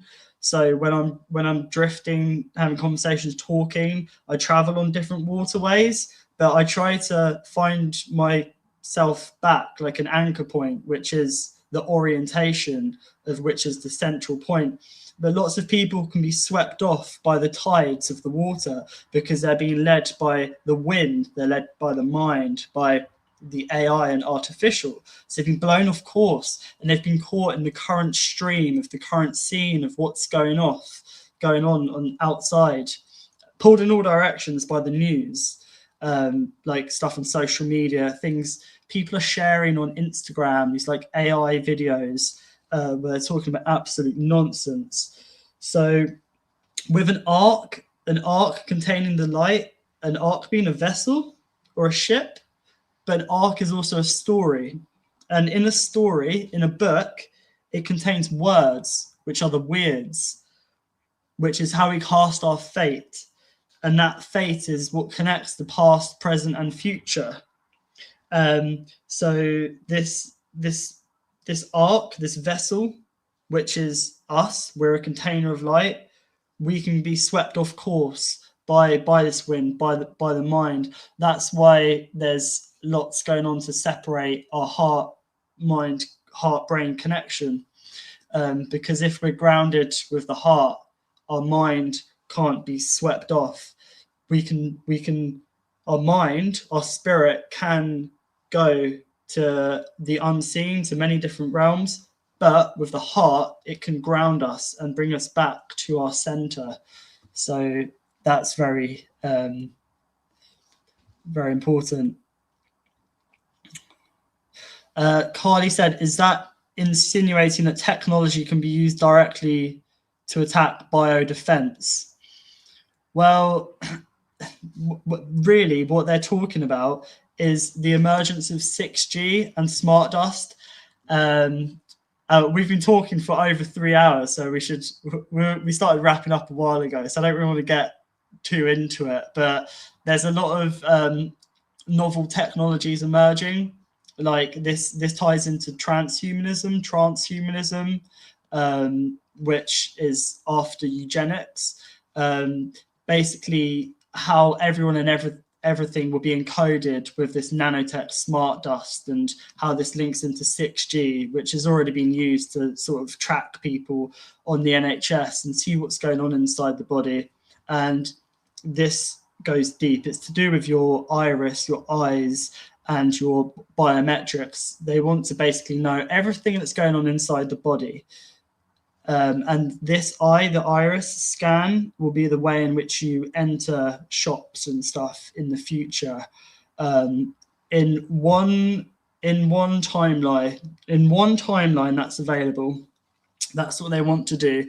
This is the window to the soul, and they want access to this. Via biometrics, they can access your soul, which is your DNA. This is Project Stargate. This is this whole AI. Peter Thiel funded JD Vance. Peter Thiel and Elon Musk were part of the PayPal mafia. Peter Thiel, Elon Musk, Trump, they're all connected. These are all connected, and these scenarios are just seeing what they can get away with, and they'll try and pull some strings, do some things, do some dark wizardry, see what spells they can get away with. And if things go bad, they'll be like, oh, we weren't prepared enough, like the COVID inquiry, we didn't lock down hard enough. And then people will see what's going on, see the chaos, and beg for more order, a new world order, global governance. And because they're untethered, because they've been caught up in the mainstream with this artificial timeline, they'll want some orientation, so they'll follow the false light. This is why it's so important to find the black sun within, to have the central point, which is the unmovable mover, which is the anchor, which is when you tap into that place, you have no fear of death, no fear of all of this stuff they're doing. And then you're able to shine your light outside and become a warrior, speak up for what's going on, have no fear of whether you're going to be shut down, this and that, because the world needs more light, but it needs more realness, more real light, more insight, and more intuition, more people following their own inner guidance rather than following guides from outside, because people have been led astray and we've been led off course. So we need to start tapping inwards and start finding ourselves once again, because people need more individuals. They need more healers. They need more warriors. All the warriors and stuff we've got and healers we've got on the stage are people healing via like AI and artificial, saying you need to do this and that, sharing AI videos, and warriors like so-called warriors like Tommy Robinson saying, yeah, let's go to the street, on the streets, all of these immigrants and stuff. People have been led astray, and all of these people need to be called out. So yeah, that's my last little ramble. And just to respond to what you say very briefly, because it ties into what I'm saying, I think you're completely right. I think the core integrity is how we defend ourselves, and being super, super real, being super authentic, being super genuine, and calling out the BS, right? Think about it like this. If we start protecting each other and we start looking out for each other, then who's going to be able to mess with us? So if you see anybody being bullied and you step in and you say, hey, what do you think you're doing, bullying? Other people see it, that's the norm.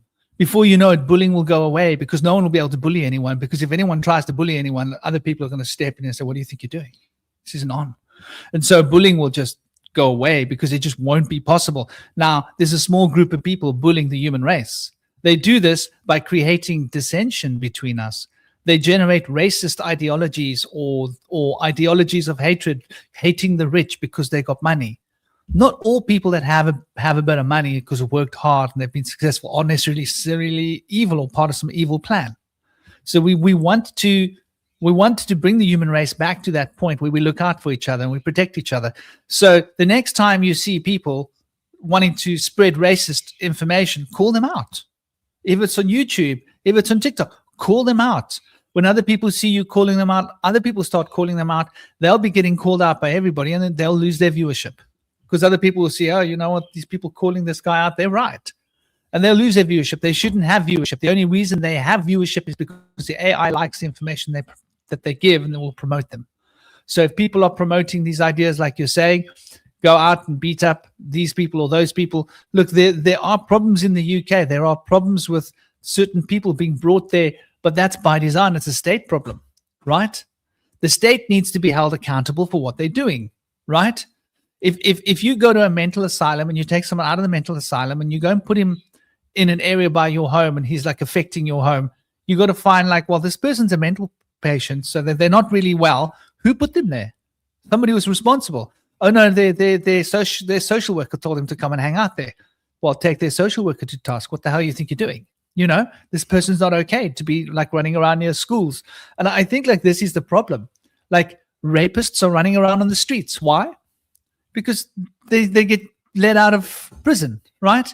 People touch children, they go to prison for 6 months, a year. What is the good of that?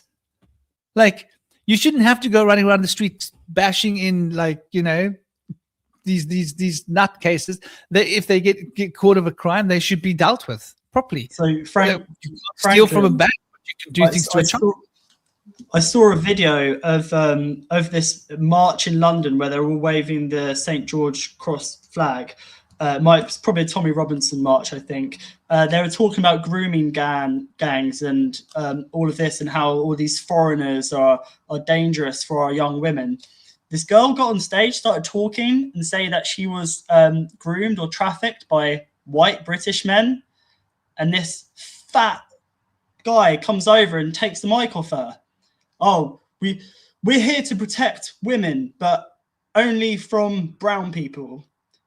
So what sort of delusion is going on here, that then this young woman was trying to talk about how it's not just foreigners, it's not just brown people, it's white people, it's British men too, you know.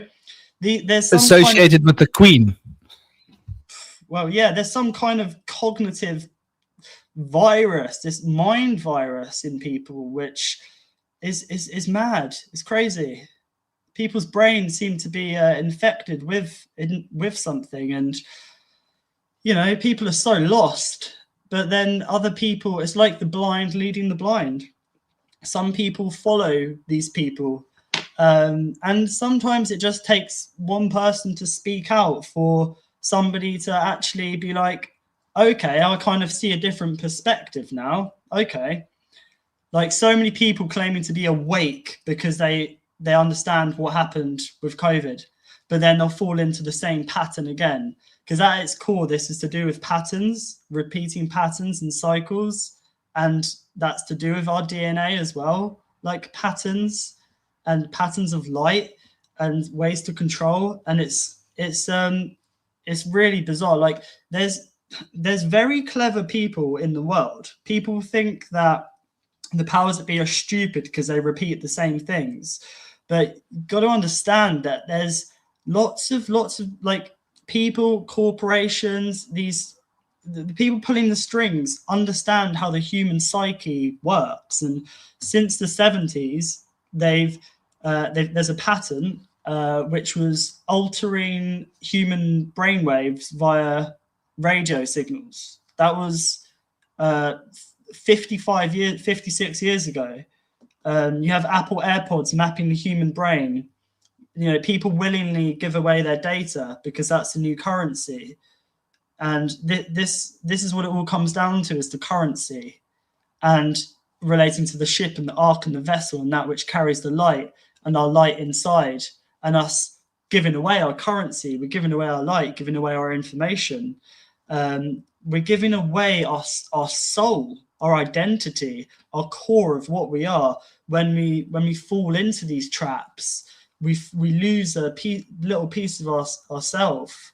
So this is why it's so important to be grounded and to stay strong to what we are, because there's pack mentality in school. Children go into little groups because they don't want to be left out. The black sheep, or the one that speaks out, is always a scapegoat and told that, no, you're wrong. You ask too many questions. How dare you? You're affecting the group.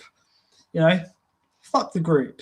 Like we're all here to be core souls, individual. We're all in one spirit, one mind, but we are individuals. We're not meant to follow the group. We're here to bring magic into matter from spirit, mind over matter. And it's our magic and our minds that have been weaponized so that we bring things into existence like AI, the artificial, this grayness. We're here to color this world. And people need to start remembering that, start tapping into the child, their imagination, the dreaming of what this realm can be, because we're creators. We bring things into this realm. That is magic, and it's our magic that's been weaponized, and they call it science. Well, I think that's a brilliant point to leave the conversation. I think that's exactly what's happening. We'll be talking all day otherwise.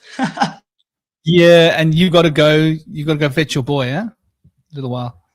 Nah, Esme will be back soon with Bodhi. I need to collect Ori in a couple of hours, so okay.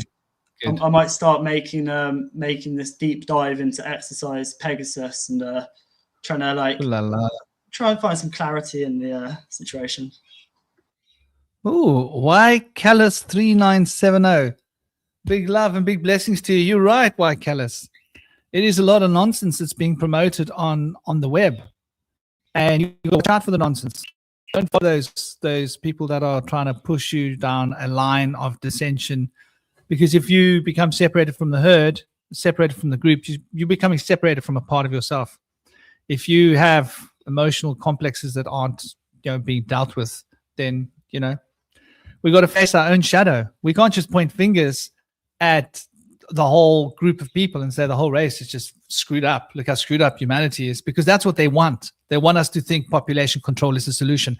They want us to think there are too many people. They want us to think that the people need to be wiped off. That was one of their main aims, and it still is. But they can't do that because we've got too much love, man. Humanity, we're full of love. So keep the love, work the love, work with the love, and let the love work for you.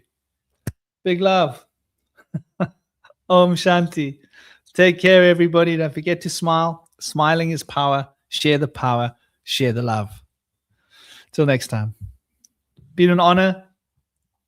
Of course, as always, Shinobi and the lovely lady that joined us too. I hope she will join us again next time. Everybody take care. Take easy. Om Shanti.